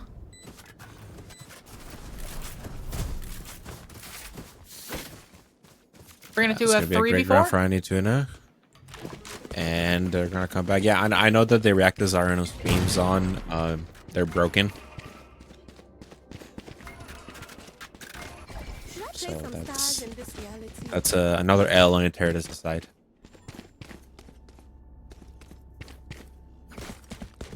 No, to be fair, he didn't break him. They have not been working the whole night. Yeah, we're setting up now for a mid aggression from ZONK. And I need Tuna. Just keep him with the same main presence. This time with an operator. Yeah, just using the harbor wall to get the outposted on the line, but they're gonna get salvoed out. But look at where ZONK is. Already up mid. Salvoed out. Just go further. Already up mid. Gonna get a shot out. Gonna have to dash away. Splatter gets the first. Pick on Hoy. And then Holmster. Making that operator useful. Tag is going to be really important because look where Lemons is on the minimap. He's already pushed up into the very deep line into A main as ZONK called for the rotate. But looks like they're going to re-hit A. And there's going to be two options. You either find a pushed up Cypher or you're going to find 3 players. It's a lose-lose situation for ZONK with this save run with not a lot of bullets. They only have 1 Vandal. Crab is going to come out. And is it walking or sliding on the floor? That 30 seconds left. I don't know. The opposite holding the line. It's going out onto the site. Team's gonna be pushed out by guided salvo. Play retake here. Looks like. Splatter flashed out. Gonna get some spams in. Not gonna connect. Looks like we're just going back into main, playing good old spam post plant. We got a flank coming in from Lemons. It's gonna be sniffed out. Some damage coming in, but not gonna get anything just yet. And now it's gonna be dealt with. But they were so distracted with the flank. Well, they weren't that distracted with the flank.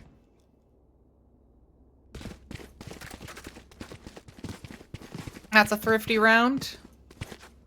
Bringing us to a 3v5. BYB fam, going to Astral to do them Astral Guardian things I do. Yeah, I mean it's another round of ZONK gets, and this is gonna be important to get their momentum back. They are gonna be on a full buy this round, and that kind of breaks the economy of Int a lot. A lot of people have been dying. A lot of these rounds have been survived by only 1 or 2 people, and everybody's broke on the map.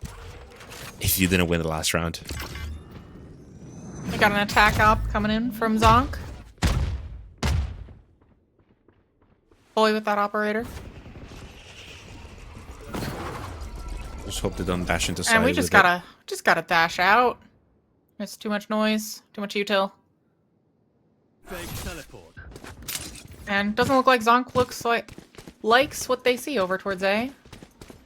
Just gonna regroup towards hitting B. Got an annihilation on the board. Gonna deal with that Cypher pretty quickly if it's used here. Doesn't look like it will. Gonna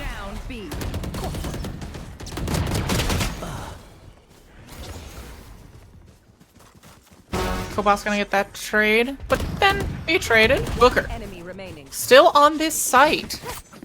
My God, Holmster, what a swing! He literally picks off 2 players and closes up the round. What a round from Holmster! Huge. Yeah, it's a great round. And now we see when we see the game plan from Ainituna starting to show up. As ZONK is trying to default, they're trying to find where the strong side is. And sure, they find the 3 players are rotate out over to B, but that time to rotate from Ainituna kicks in. When the side hit comes in, they're hitting into the Cypher and an Omen. That is a lot of pressure to deal with when hitting it into the B side. Looks like an early A fight, early A main take. It's gonna spot 5 players. Gonna grab that ultimate. Gonna go out onto the site with it. Gonna clear it all out. No. Hoy does have a bug with his dimensional drift. Yeah. It's like What a swing. Cool. Booker's gonna go down for it.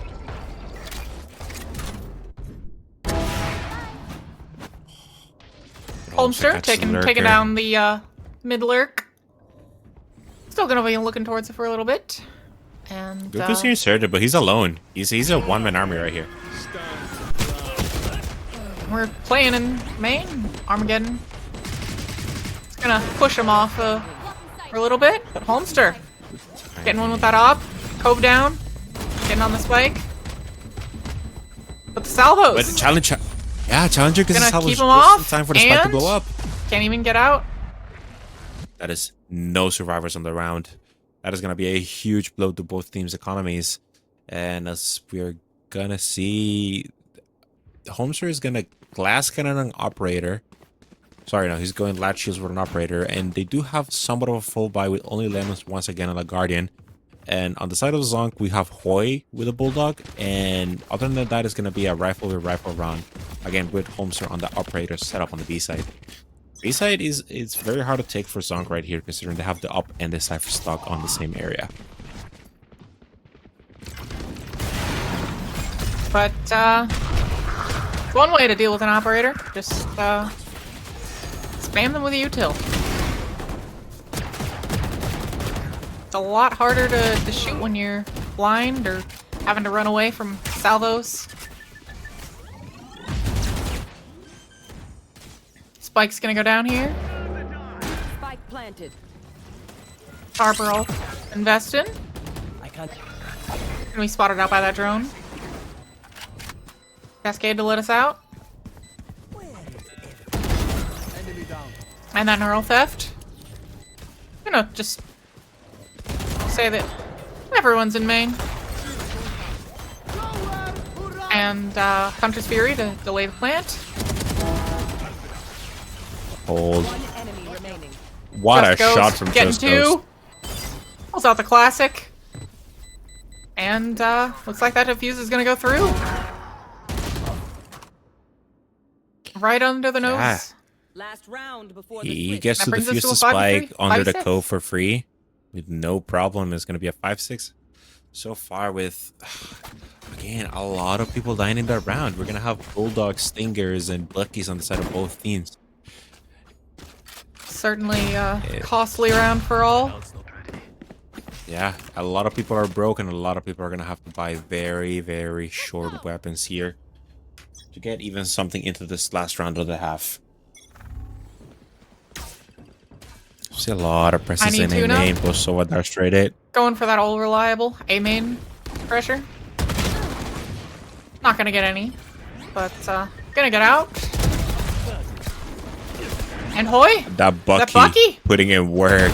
Putting in the work. Oh, Holmster gets the second one. Holmster gonna get two, and then get out.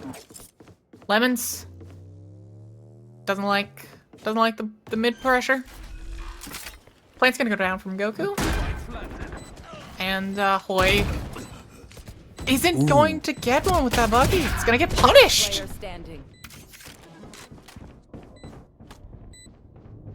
Goku against the world. Stinger in a dream.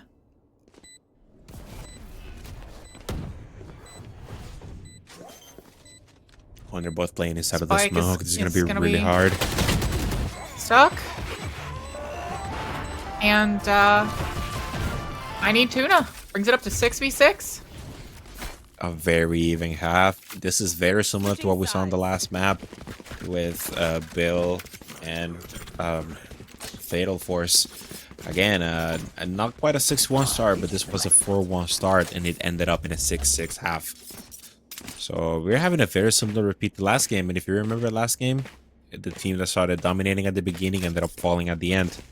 But now let's see how the inverse develops with I need Tuna on the attack side. Certainly anyone's game.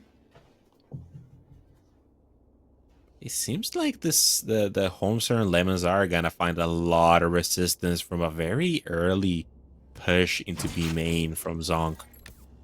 They're already up by the barrier. They're all ready to squabble out here. But I need Tuna. Just gonna go up towards Mid. That's gonna be Homester And picked off. they're gonna have so much noise towards A. Looks like A is a free. So much noise towards B. Looks like A is a free site. Yeah, the default from I Need Tuna nets him a free side and a very deep position for Booker to play in.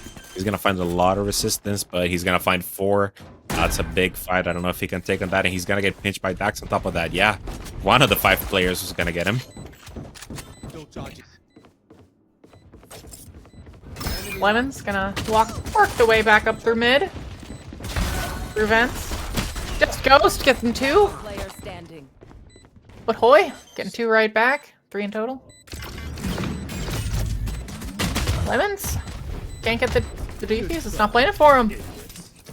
ZONK gets the pistol round.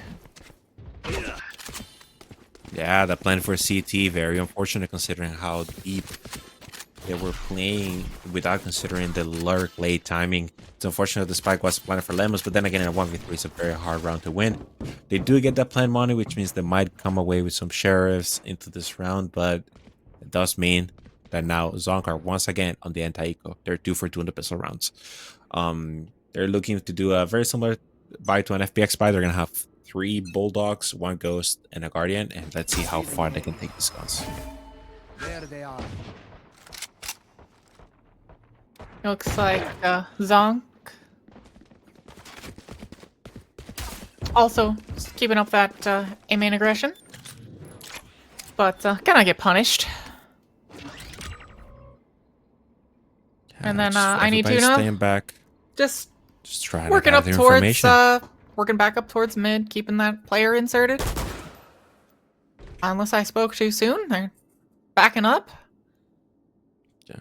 Hoy does get punished, but Hoy did only have that ghost, so it is okay for Hoy to die so deep into it. They don't have any strong weapons to give to the guys running into the eco.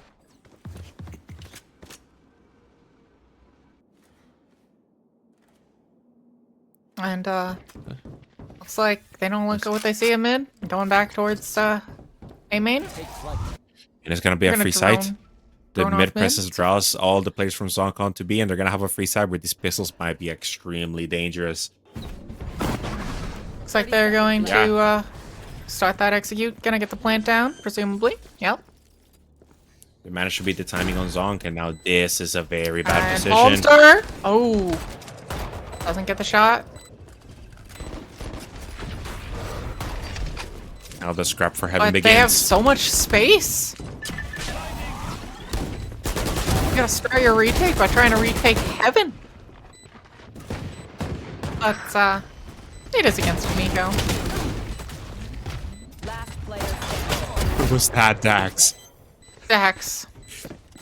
What a round. Splatter falls to the salvo, and I think it was Booker that just died from a random spray that Dax sent into a smoke. The first bullet just lands square onto Booker's head, and that's gonna be takedown. Yeah, check NPC is completely correct. I don't know what the hell was that from Dax. There's gonna be 2 diffuse rounds in a row, which means that the economy on the side of I Need Tuna is going to be fairly healthy. We do see that a lot of the players on ZONK were hurt, and they are running the light shields, which might make this outlaw on the side of Lemons incredibly powerful. Other than that, there's 4 Vandals on the team, and it looks like once again it's either a scrap for A and a very slow default towards mid.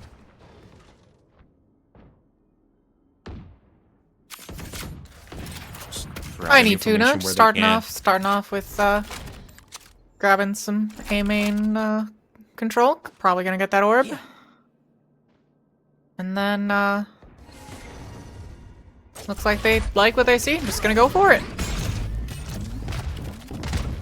And ZONK just playing retake.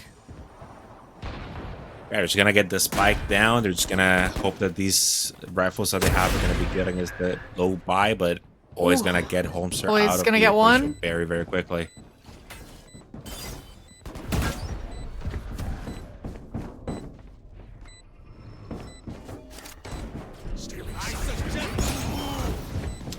Util. I'm going online. TP up into heaven gets Oh. the boss. Lemons just finishes off the rest of the team with his outlaw in the classic, just walks into the smoke, no scopes one, and then just goes out and gets the second one with the classic. Just a great post plant from the side of I Need Tuna. A lot of damage done to their economy, and this does mean that they're gonna be on a lower economy than ZONK, but similar to last half, everybody's broke. Only 4 players in total between both teams have rifle and full shield. 2 of them for each team. So the economy is fairly weak on both sides of the equation. We're gonna start out with a good old reliable mid default. And the defense pushing towards A main. Yeah, but look at that. I Need Tuna has been starting with a 1-1-3 towards A main. Quick, they're not there. They're around. Quick into B. No one's there. I guess it's just ours nice now. The plant. And plant's not going down yet. It's gonna be spotted, and it's gonna be Hoy. Quickly going down to a 2v2. Spike is down, and they do have enough ability to prevent them from retaking it. Can somebody check Dax's PC? It's gonna be half of the spike. Lemons all alone and can't do it on 30 HP. I need somebody to check him PC. He sprayed directly towards where one of the attackers was at. That's a great retake from ZONK, and just again, it's the 3rd defuse in 4 rounds. It is a lot of people dead though. Only 2 people survived that round. Thankfully for ZONK. That means that you do get a round win, but they are still broken the economy. They do have 1 Guardian and 1 Bulldog. It's gonna be 1 Outlaw and 1 Bulldog on the side of ZONK. Abusing the slow armors that the side of I Need Tuna is gonna have. This Outlaw can do a lot of damage right here. Certainly could. But it is immediately it's gonna get spotted right away, and you gotta TP out though.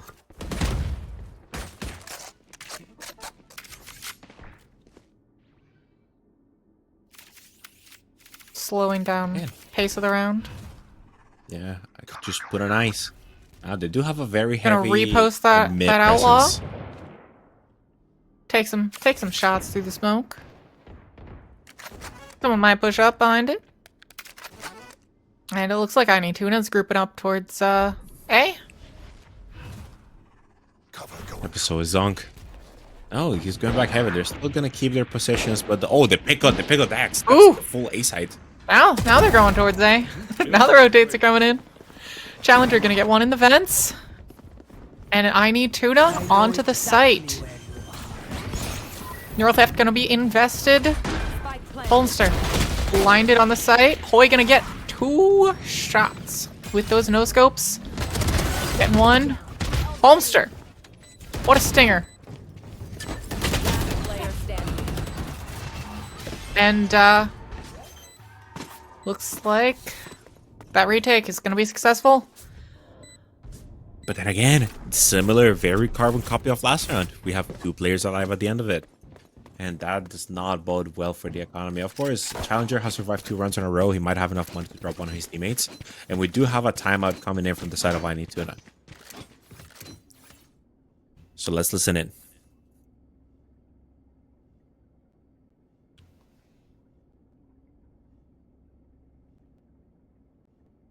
Take the deep wall off You're angle with the confident TP. in that?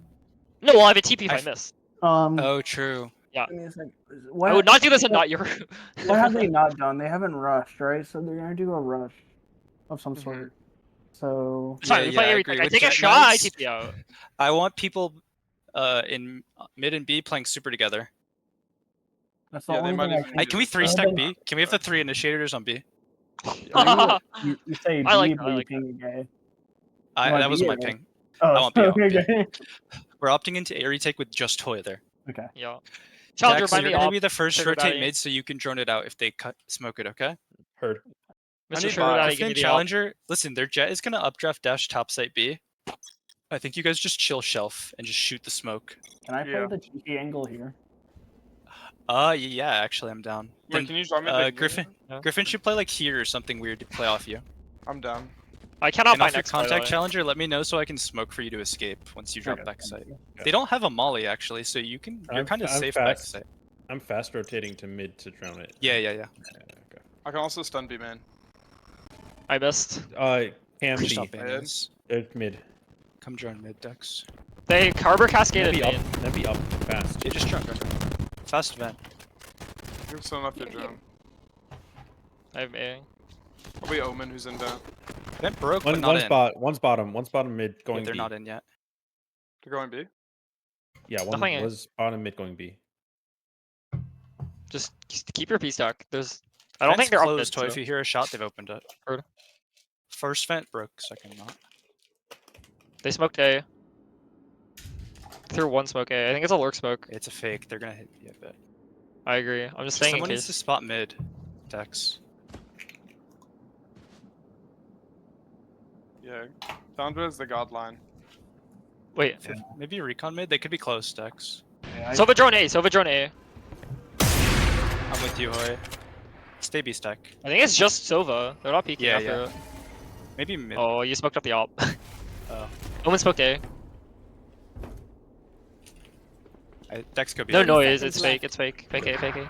Oh, that's so. Hopping B main. Jet dash in, jet dash in. We have three I'm here. I'm rotating. You want to recon and Civil? I'll On take plan? mid. Yeah. I don't have recon, but I'm. Cypher's mid. Cypher's mid. Planning front site. You chill. Holding the mid lurk. Cypher's mid. Up mid. Up mid. On top side with op. Plant her dead. Omen mid. Wait, they only have 3 Both mid. seconds to plant. Wait, They have mid to inside. stick plant. They have to stick plant. Live. That's They sick. have to run it. Yes, Run it. stick. Run at him. You have to Sorry. be Back side. I'm blind. Chill. Starting for you. He's toxic. Swing toxic. Play together. Recalling. To the left. Oh, nice. Easy. Nice. Good job. I'm like struggling to move around. Yeah, I saw you. On our end, I you go look like you're doing fine. Yeah. This place room. No, I don't Because know. I'm just. Wait. Oh, yeah. I'm doing fine. Yeah. Sure. All right, we have Astra. A retake here.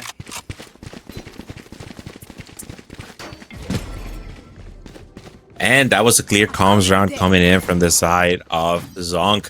What a great call from everybody. Another successful retake from ZONK. Yeah, we did have some clowning rounds. It seemed like one after another clown was walking out of the clown car, but they managed to close it out with some great communication. Get out of my way. Looks like we're gonna start out this round with fight towards mid, unless either team. Yeah, we're getting it. Yeah, but there's. Looks like ZONK is backing up. Give me those. Timing. Can I He get gets two? two. Get out. Reprime that dash. Looking for a third.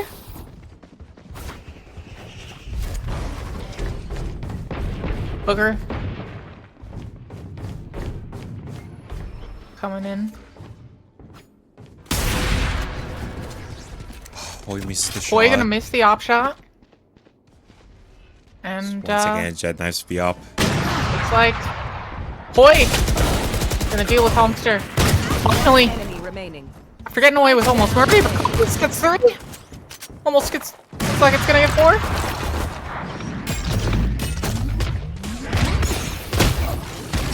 What's can't keep getting away with this? Just completely flashed. Cobos. Just can't keep getting away with it. Cobos just got a like 700 damage worth with just the classic. I should probably play some stats in the Astral That Play. is That is some muddy Valorant if I've ever seen some just fighting in a mud pool. that classic. It's damaging classic. I need to know what skin Cobos is running. I'm gonna get that soon. I need my classic to do that. Looks like we're dimensional drifting right out of A main. from the side of from ZONK. Gonna spot out the mid default right away. Spike down mid. Spike gonna go down. Boy gonna get another. We have full control over that spike.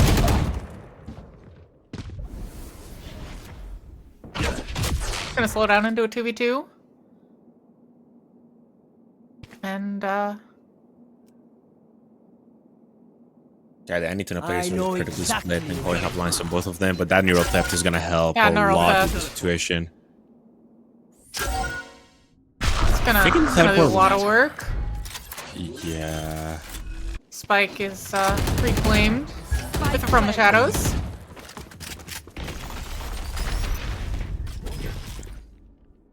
This mid fight, it's looking up and Booker pushing up. Gonna find out Goku gets the third. Follow up to Hoi. Gonna be revealed by the dart. I'm gonna get taken out. I need to live to see another day. You just play everything to perfection, even despite the difficulties on the mid round. The post round was the late part of the round was incredibly played from Booker. Just grab that ult, get in that best position, pick off Dax, and play the 2v1. What a great comeback from a round that looked lost along with the match. But that doesn't save them from being a match point. They still have to win 4 more rounds to bring this one into overtime. And once again, we're seeing them group up mid and trying to take the space. Well, ZONK just gonna fight for A.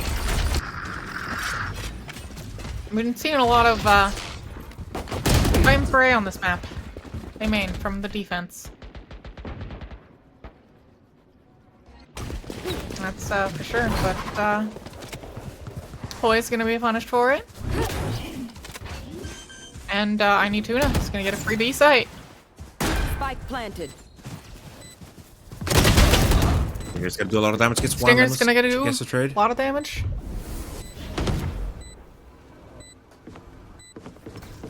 Oh, this is nasty operator angle. You have so much control over not even just the site, but beyond the site.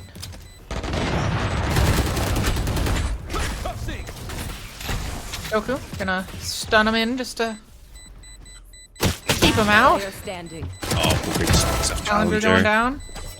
Goku just gonna get as much damage as... Wow. Get one on the way out. Close enough for the spike to get in Lemons out of the picture, but that's pretty good for what they wanted that round. They got a lot of damage done. They picked up 3 players. That is not gonna hurt ZONK's economy as much, considering the full rounds that they had chained before that.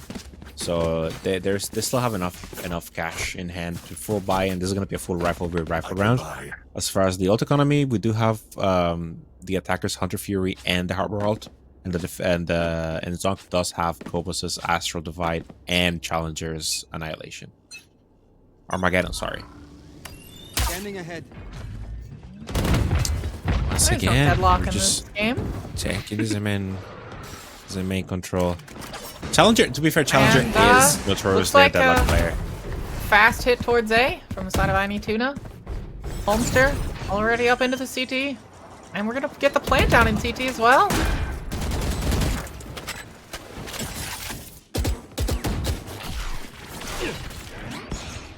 Oil Lemons fighting it out in mid. While the rest of the team fighting up towards that CT. Getting your best. Any ults. Going down. Armageddon. Harbor ult. Holmes are gonna be dealt with. Goku gets 1. And that trade. What a retake from ZONK. Investing all of the rolls to clear the side, and that's gonna be GG for them. With Hoi hopping off the map. And that's game over. GG's. Did I see Hoi put down the teleport just to not use it?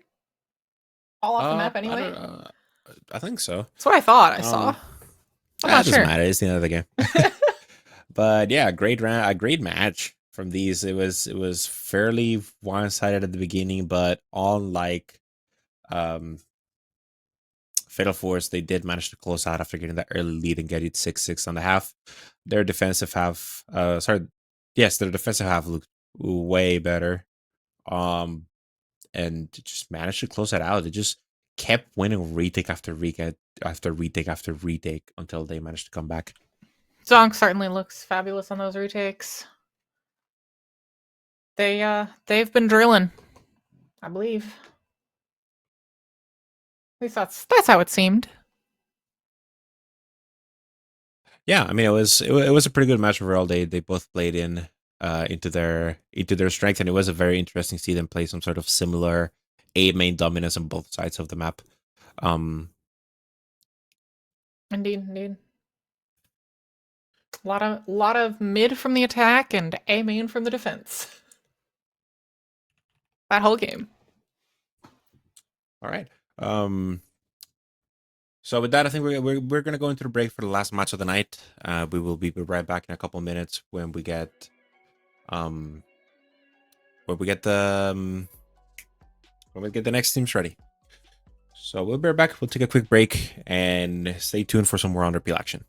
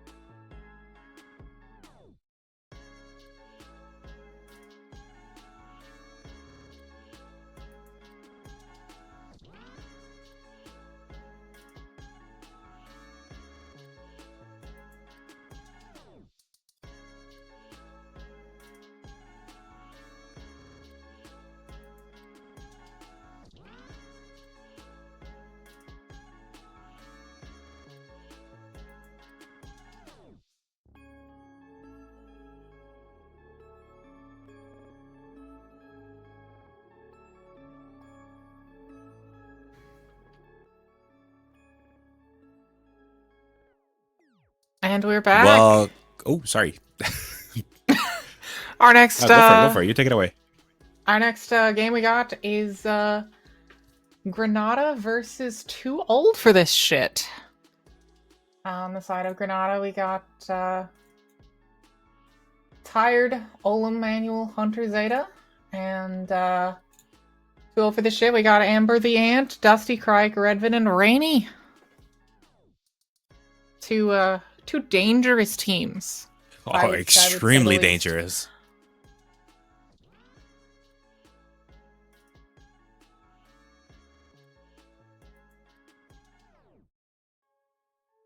Yeah, I mean, we have some extremely stacked squads. We have this season 1 Underpeel champion core coming back with Olim, Tired, and Manuel on one side. And on the other side, we have the Cryik, Redvin, and Rainy, which is 2 of the best players I have ever seen in Underpeel. And Rainy, who is an incredibly good player that is severely underrated. The 2 squads that I'm really looking forward to see play against each other. They have a lot of potential. And they also embody what Underpeel is all about, which is letting everybody compete against each other. We have everything from season champions to new players into the lobby. We have everything from lower elos to higher elos. So this is going to be a very exciting game. Definitely, definitely. I can't wait to see it.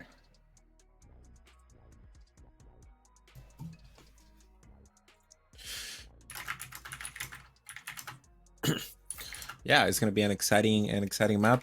I know that the map that we're going to be heading into is going to be Lotus, which, if these teams are anything to go by, I know that they are going to be exciting teams to be in Lotus.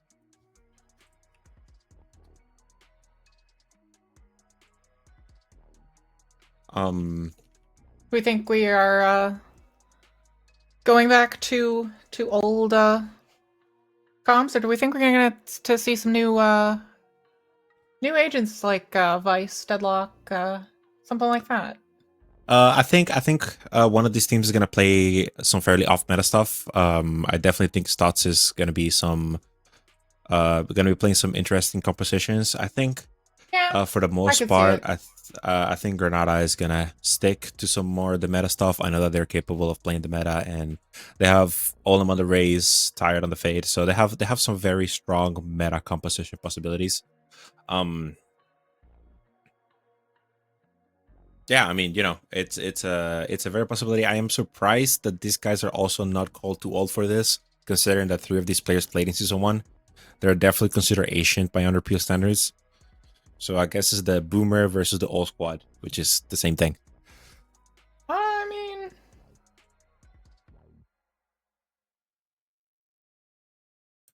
I don't know that competing in Underpeel for a while doesn't necessarily mean you're old. Just means you've been around the Underpeel. I mean, if you've been around the Underpeel since it started, you're probably old. That's fair. But we are going to go into the pick and bans phase. Picks and bans. Like we are going to get to see that Vice. We also got a Clove on the side of Too Old for This. Yeah, and we are seeing some fairly interesting compositions coming up from both sides. Again, we do see the Vice with the Sky, which are not necessarily common picks on this map, along with the Jet. Usually the and don't discredit that ISO either. Race. Yeah, they're going to be running that double duelist composition, which Redvin and Cryik on duelist. That is a terrifying sight to see anybody loading into the lobby. On the other side, we do see Tired on Cypher, which is his original role. He did win season 4 playing as a information initiator, but he was notably a Cypher main for a long time, and it is his most comfortable role. So both of these teams seem very comfortable to me, and it looks like we're going back into Abyss. Looks like we got that double duelist v double initiator with the Tejo Breach combo. It's going to be definitely an interesting one.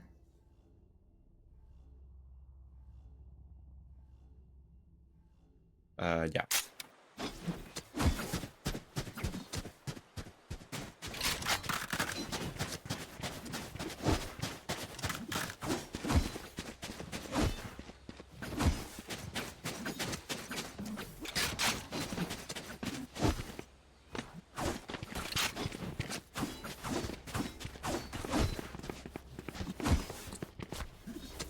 All right.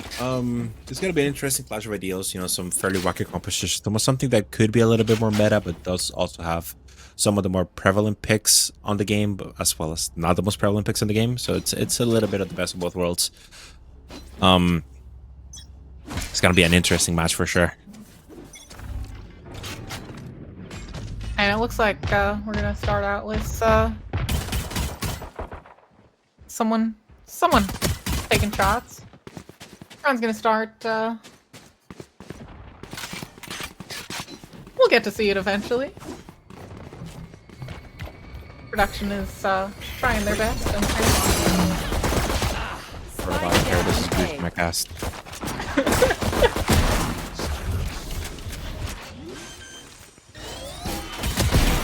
Looks like Plant's gonna go down, or it sounds like it. Yeah, that was too old for this one in the first round. TOTS gonna get round 2K one. from Brad Van. Keep it up. Screw up and they're on Well, it. we would have gotten to see it. That would have been great. Yeah. So. Yeah. Revin gonna pick up that outlaw. Yeah, he's gonna pick up the outlaw. That was a fight on the A side for anyone watching. So yeah, they fought for A main very early on. The first kill was in mid with the Cypher and the Lurk, which I guess Tired got picked off immediately. And we are looking again at a very early B eco push. We'll get halted by that metal. Just very, very Maybe even slow completely and halted. Looks like they're patient. just leaving. Maybe going up Looks back like towards mound. Yeah, it looks like we're gonna get some presence to the Gonna do seaside that door being some open. re-clear action. Cryek gonna maybe look to punish anyone pushing the door. But Yeah, but now Tired is Zeta inserted just into waiting C. for it. Zeta's ready for it. Yeah, they have a pair of ears into C. They spot that outlaw, and there's 4 plays going into A. There's only this guy Yeah. holding. But they're gonna get spotted, and rotates are gonna come in. Doors gonna be open. Smokes come down as they execute onto the side. Oh, look at that! TOTS is already back in. And looks like they don't look like what they see at A. Just gonna break door. Go plan B. Granada just break door plan B, and it's gonna be a 5v5 retake. This is exactly what Granada Golem won. gonna get that first kill. The classic out towards CT. Cry. Punish him out. Rainy. Gonna get another. And Cry's gonna get a 4K. Close out the round for What TOTS. a round from Craig and TOTS. Even though Granada plays Ring Around the Rosie around TOTS is just the whole idea of what is going on the map. They do manage to get a successful retake on. They lose 2 players in the process, but one of them did save, so it's not that big of a hurt in their economy. And we're going into round 3. I need a gun.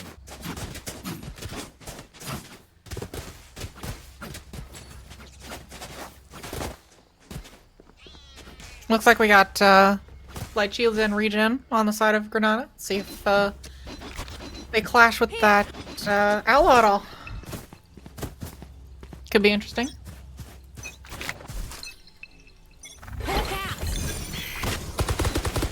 Early clash for A main from the side of TOTS. But Yeah, no one's there to more like take it. more like a swing and a miss. A lot of utility spent, but they're gonna get that information and immediately start rotating over to the C side of the map. But Tired is gonna get an early pick on the B walkout. And She's gonna GRAN's just sit gonna back like a little rat. sit here and mound. Thrown out. Open door. It looks like they're not liking what they see. Revan's gotta get out. Ooh. Take a shot. But the rocket's just too strong. Olem gonna get one with the showstopper. That is a great date. Somebody broke Ice Shield right before the O was shot. Plant's going Perfect down. timing.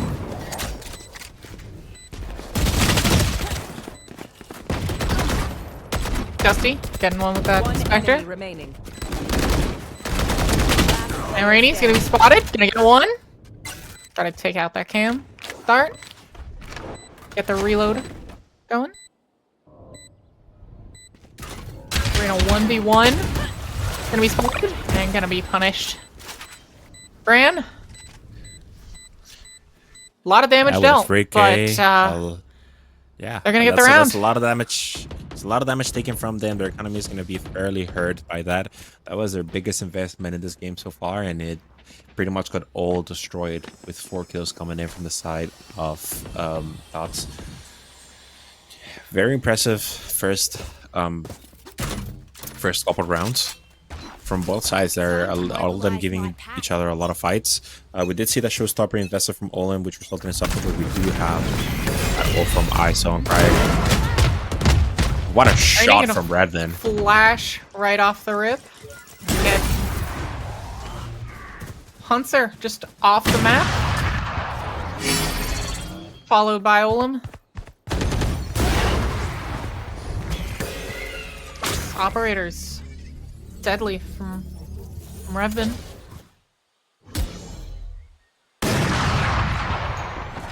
Gonna get a third. Here. They're just fishing a barrel to Redman. And Cry cleans up the last dude. That's absolutely crazy.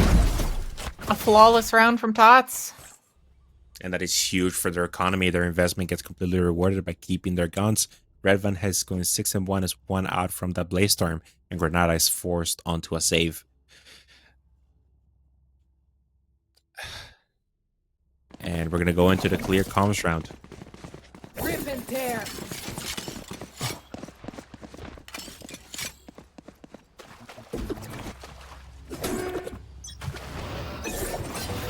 Oh, he's okay. Wait, once one. Where? Cross? Towards the mound. Yeah, cross. It's on this.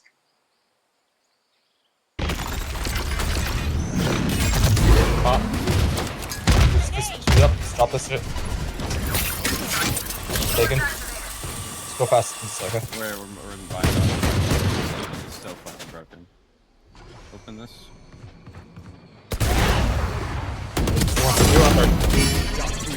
Spike down. C.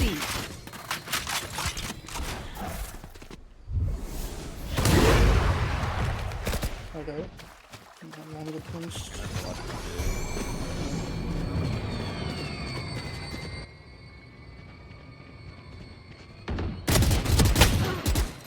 One enemy remaining.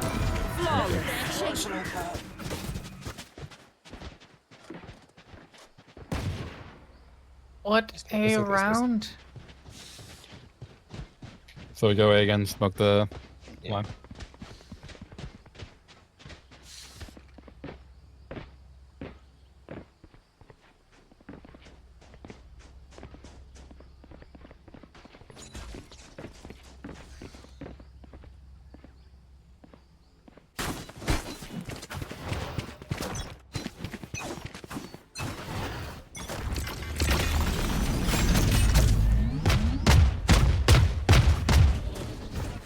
Redden. Gonna get the flash of the smoke. Not gonna get any, but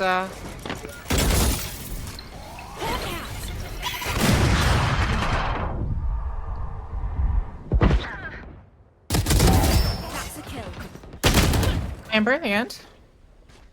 Getting one. Getting that lurk out online. Annihilation gonna be put in. Clear anyone that might be in heaven still. Dusty gonna get one. Gonna be traded out eventually. But Cryek with the cleanup. TOTS onto their 5th round win. GRAN still only got one. Team Ace. I've never seen that finisher. Really? Yeah, I was definitely muted. I was yapping thinking I was talking to stream. Turns out I was not. But yeah, I mean that was a big investment going in from Granada, and they just immediately got shot down by pretty much everybody on the team. It wasn't anybody specific that faltered. It is gonna be them back again on the Stinger buy on a save. Just Half buy, half investment. Yeah, half investment. They're gonna Try see what to- they can get here. Get what we can, but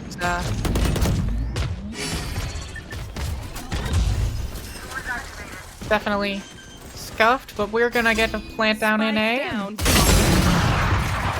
Let's salvos are not salvos, but unless we just aren't gonna get the plant down, it's gonna get into B. But quick flood retake, even.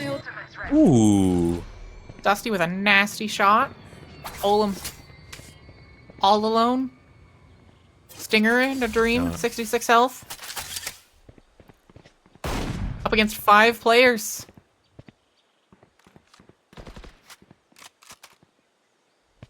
And they're gonna be spotted Creep up and with the punished. reload, but not enough. Yeah. You know what? These guys are rolled, but they still got it for some boomers.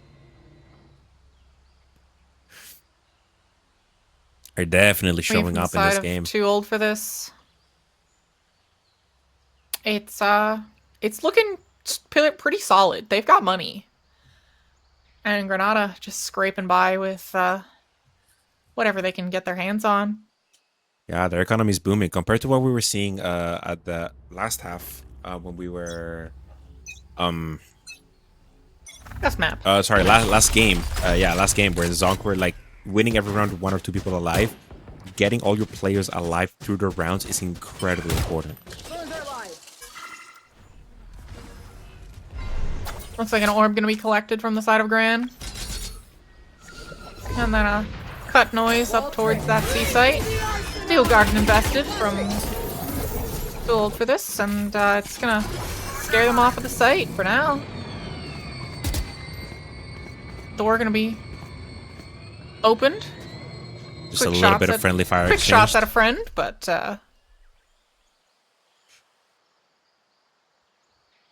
It's okay, they're all looks like scaling they're up into quickly C, going for and a re-hit here. oh, but they're gonna be spotted by that Vice Flash. Dusty gets And one. Dusty That is huge. Gonna get one.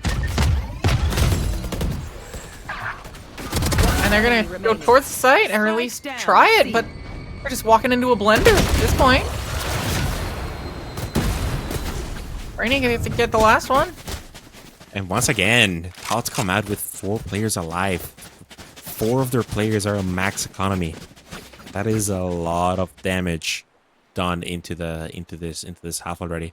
Yeah, we did see the Dusty with the Vice Flash Brickleer being extremely useful in there, and just playing as a team, just incredible communication on the side of Wolf for this. It's not necessarily that we're listening to the comms, we can already see it going on. And once again, Granada forced into a sort of half buy. This time they're gonna fight for the A side.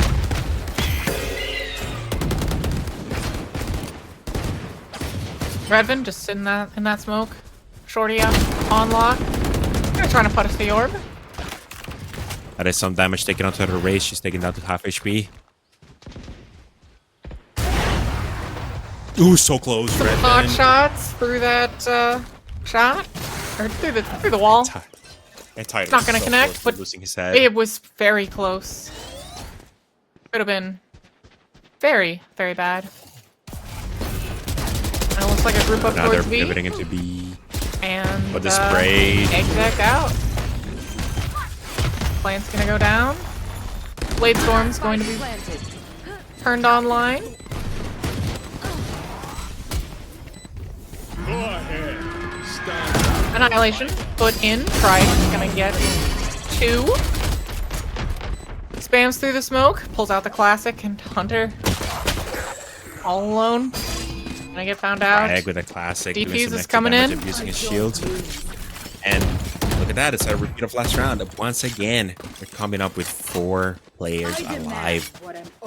Their economy is so good, they don't have to worry about saving for the rest of the half. They can just, they're okay to full buy for the next half. But on the other side, this round is critical for Granada's half. This round might as well be worth for 2 if they lose it.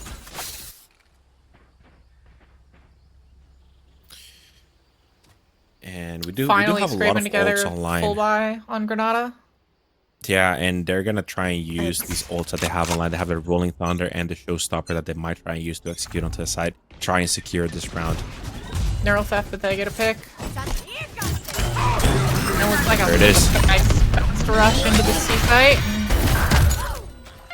Somehow he gets Dusty. Stun is gonna come on. Gonna get Dusty and gonna get the site from the shadows. Those levels into were the also CT. friendly. Spike planted. Now Craig with the pinch. Gets one. Gonna Gets get immediately one. traded. Gonna get punished, but will they expect another?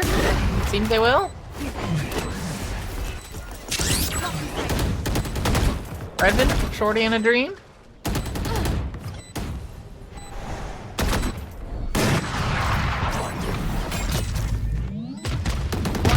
Paranoia, stall. And spam's coming through onto that spike. And finally, GRAN's gonna get a second round.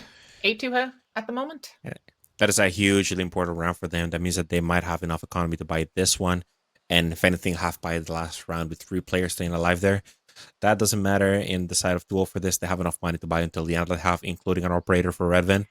But we do see just an incredible clash with all of those ults invested. That not only was expensive in money, but also in ultimates. They used 3 ultimates for that round on the side of Granada, compared to just the duel for Pride.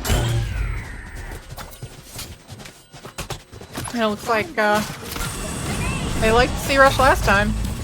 Let's do it again. Brain broke, But don't fix it, without but those this time they don't have the ults, ultimates. is it going to be quite as successful? We'll just have to see. Wall's gonna go down, and we're gonna get the site. They're gonna call to a banner And ship going and down. take it as soon as possible. And That's the Craig first blood. starting off with 1. Gage to stall him out. It's gonna be spotted up on that box. It's from its center. Craig's gonna get second. But Check his Zeta PC, dude. is all alone. Rainey's gonna get that defuse. Check his PC. Redmond just keeps getting so close to the shots with the operator. So close. Then look at this So far. forward. It is an insane Craig diff. Craig has a 4.4 KD right now, going 22-5 on the first half for TOTS. Looking It like is, Celis is a map 2 for Sentinels. Certainly is heavy scoreline from Craig, and looks like going fast towards that C, at least towards Mount. Annihilation gonna be invested, getting them the site unless we get back on before the attackers do. Riven already out with that op. No distractions. And that assist is gonna keep the Clove alive. kill contract is gonna come through, but Manuel gonna get the kill off of it. Zeta getting one. And we go pivot towards that B site. A site, my bad. All missiles away. Yeah, they're gonna try and get ahead of the curve. They're gonna try and get the spike. Salvo There's no to- ults on either side to use. Keep them out of the site for now. Plant looks like it's gonna go down. And it's gonna be an honest 2v2 for the last round of the half. There. Not ready yet. Last player standing. Dusty gonna be found out. Manuel with the 3rd kill. Redmond all alone, but Manuel with a 4K. Getting us to a 9-3 half. Sides. And you know what they all say about 9-3 halves. It is is gonna be- dangerous place to be. At least that's what they tell me. Extremely dangerous place to be. I mean, Sentinels did prove it wrong otherwise today. 2 out of the 3 games they won from a 9-3 half. Actually, 3 out of the 4 games they won from a 9-3 half. So it is definitely possible to close it out if you're not intimidated by the curse. But still, it is something to keep in mind and be careful. It is a curse for a reason. And That is true. we've seen a fairly standard buy on both teams with a very heavy setup towards B that they are going to find a Cypher trip immediately. We see the pings on the minimap come up towards B, getting ready to hit it as the side of GRAN is getting ready to fight for A side. And it looks Now, like TOTS just that's how quietly does walking break the up door towards immediately. B. That's how does break the door immediately, which is going to make a huge rotation on the side of GRAN to come back. Revan gonna go down right off the rip. Drone to spot him out. Saw that plant out a little bit longer. Dusty. And it's going to be Clean immediately dealt round with. From GRAN. Can't even get plant down. Yeah. Just very, very quick cleanup. But yeah, we do see the benefit of playing the Tejo on this map, especially towards the baby blue area. When he's playing on the baby door, when he uses his salvos towards A main, that will instantly break the door and provide his team for a fast rotation into blue. This makes it extremely hard for any team playing against this to just be able to take the B side, because you have to break the trip and get into the side, which usually is enough time for the A players to rotate back into blue and flood.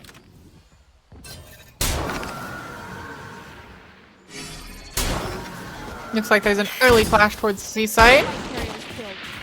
Shield is broken on ISO, and early kill. Somehow makes it out of Spike's gonna be down. And this Marshall is getting value for sure. Flank is gonna be spotted, but not gonna be dealt with quite yet. Dusty all alone. And gonna be found out, gonna be punished. Sheriff recovered.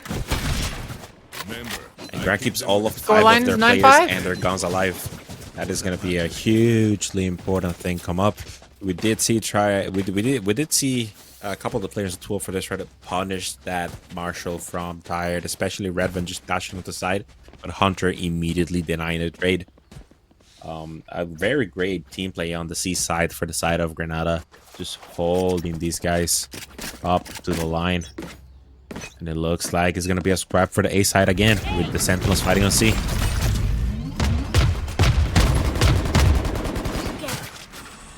And it looks like Column immediately getting up into the smoke. A lot of space taken. Flash for through, them. but not gonna overcommit. Someone's watching on the other side, which they were. But for now, just gonna post up by rubble. Dog from the side of TOTS to spot him out. Util going down, and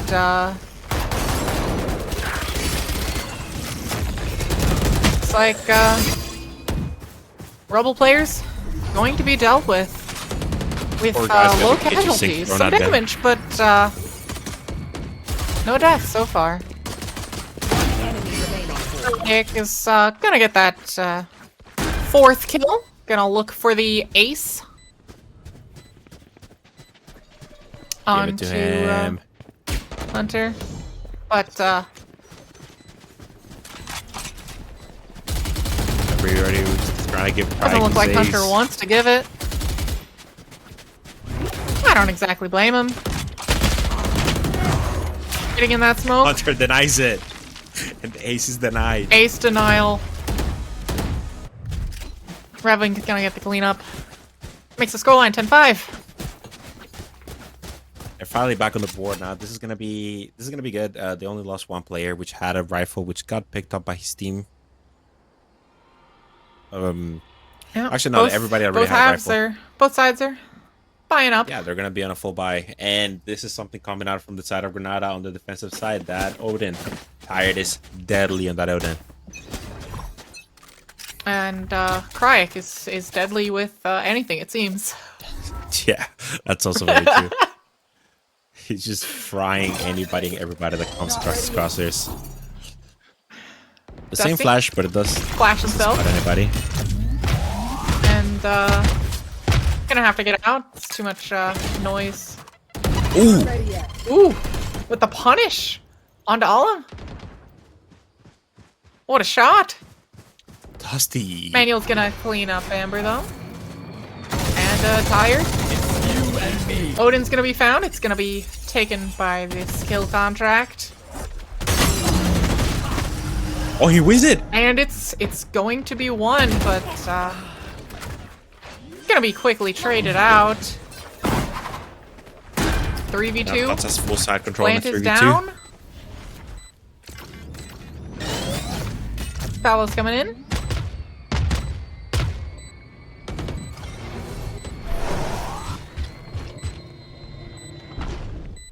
Holding onto the side. Slowly getting Looks control. like he's too old for this. Gonna be a fight for a tree. Chilling out in tree. With that Odin. And gonna clean him up. I say they're too old for this, but I've never seen anybody be too old for having fun, and these guys are definitely having fun on their match right now. They're just showing what they're up here for. They might be old, but they're definitely not out. And it's Exactly. an impressive showing from them. And we're gonna go into the clear calm sound for too old for this. I know. What the fuck? I know. I need. My bad. I'm swinging C. I'm flashing close. Dude, I'm doing my job wrong. I have the least test. I gotta fix I am this. swinging C. I don't care anymore. Could be out. Could be out. I think it is. Wait, one box. Yeah. Good. Ah, nice. I'm fucking grabbing sending more, it. grabbing more. Yeah, we're speeding up. We're speeding up. All right. Red, I'm gonna flash for you. Help. I'm blind. You open door. Yeah, phone out door. Phone out door. I'm blind. I'm getting plant for mound. It's deeper plant. I blocked. Refight sand. Refight sand. Refight sand. It's still freeze. Still freeze. Yeah, that's fine. That's fine. We just refight. There's two there. Get active. Mound. Left side. Or right side. Dead. One more. Breach. One water. Ooh, backside. Oh. Didn't get me. I got it. Good shit. Nice. There we go. me. I don't think I let go of a movement key that round. Getting act. And that is exactly And, the vibes that I thought were gonna be on that side of the map. They might be too old for this, but they're definitely not too old to have fun, and they're showing it on their scoreboard. Craig, especially, is having a lot of fun just fighting people left and right. Yeah, it does look that way. But it's what we were saying before we started here. But hey, look, the vibes are extremely important in the Underpeel, and they're showing exactly why. Orb's gonna be denied immediately. It's probably fight towards A here. The box. Gonna deal with. Cry, you can't get away with Cry's this, you just gonna handsome clean him up. man. You Break the door to handsome fake some man. presence, but gonna get the plant down at A. That's gonna get the kill contract online. It's you and me. Ooh, that But it's was gonna mean. be Cry. used little bit without he gets info. it. With Oh, he's just gonna get the kill anyway. With the 3K to close out 32-9. that match, 13-5. It's a 32-9 scoreline for Cryek. Absolutely frying on this match and showing why he is here. You know, these guys were a quote unquote team, but you know, a mean team. What a but match. hey, they're coming and showing up. Especially Cryek. Cryek is Craig did show up. dude, it is. Yeah. Yeah, let's just leave that there for Cryek. It's a 32-10-4 scoreline for Cryek. Gotta drop a 30 bomb. Yeah. For your first match of the Underpeel season 6. Yeah, that concludes our first game day. At least for what we do have on stream, I do believe that there is another game going on right now. Yeah, I mean that concludes the first game. Everybody on this team played well. We saw the vibes, them keeping the vibes up. We saw them communicating perfectly during the last clear comms round. Everybody is listening to each other. Everybody's talking to each other, having a good time, which is one of the most important things. And when you're having a good time, you're in that flow state. You get things like both of your duelists having a combined 10 first plus with 5 apiece between Crack and Redvin. So they're making this double duelist composition work. Wacky with this guy playing on this map, but hey, they're making it work, and they're making it work really, really well. That they are.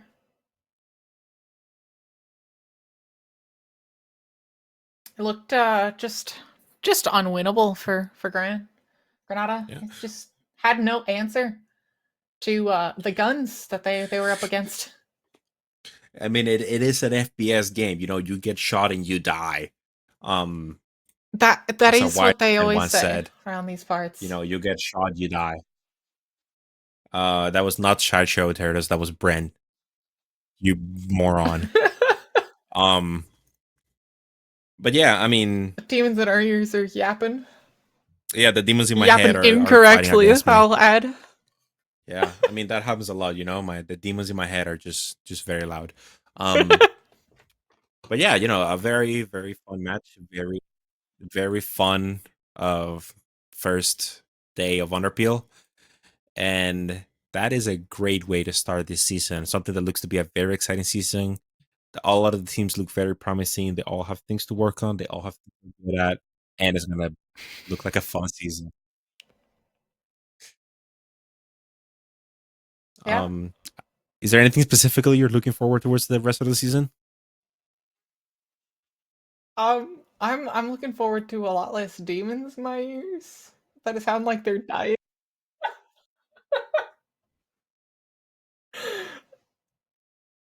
I think Terradis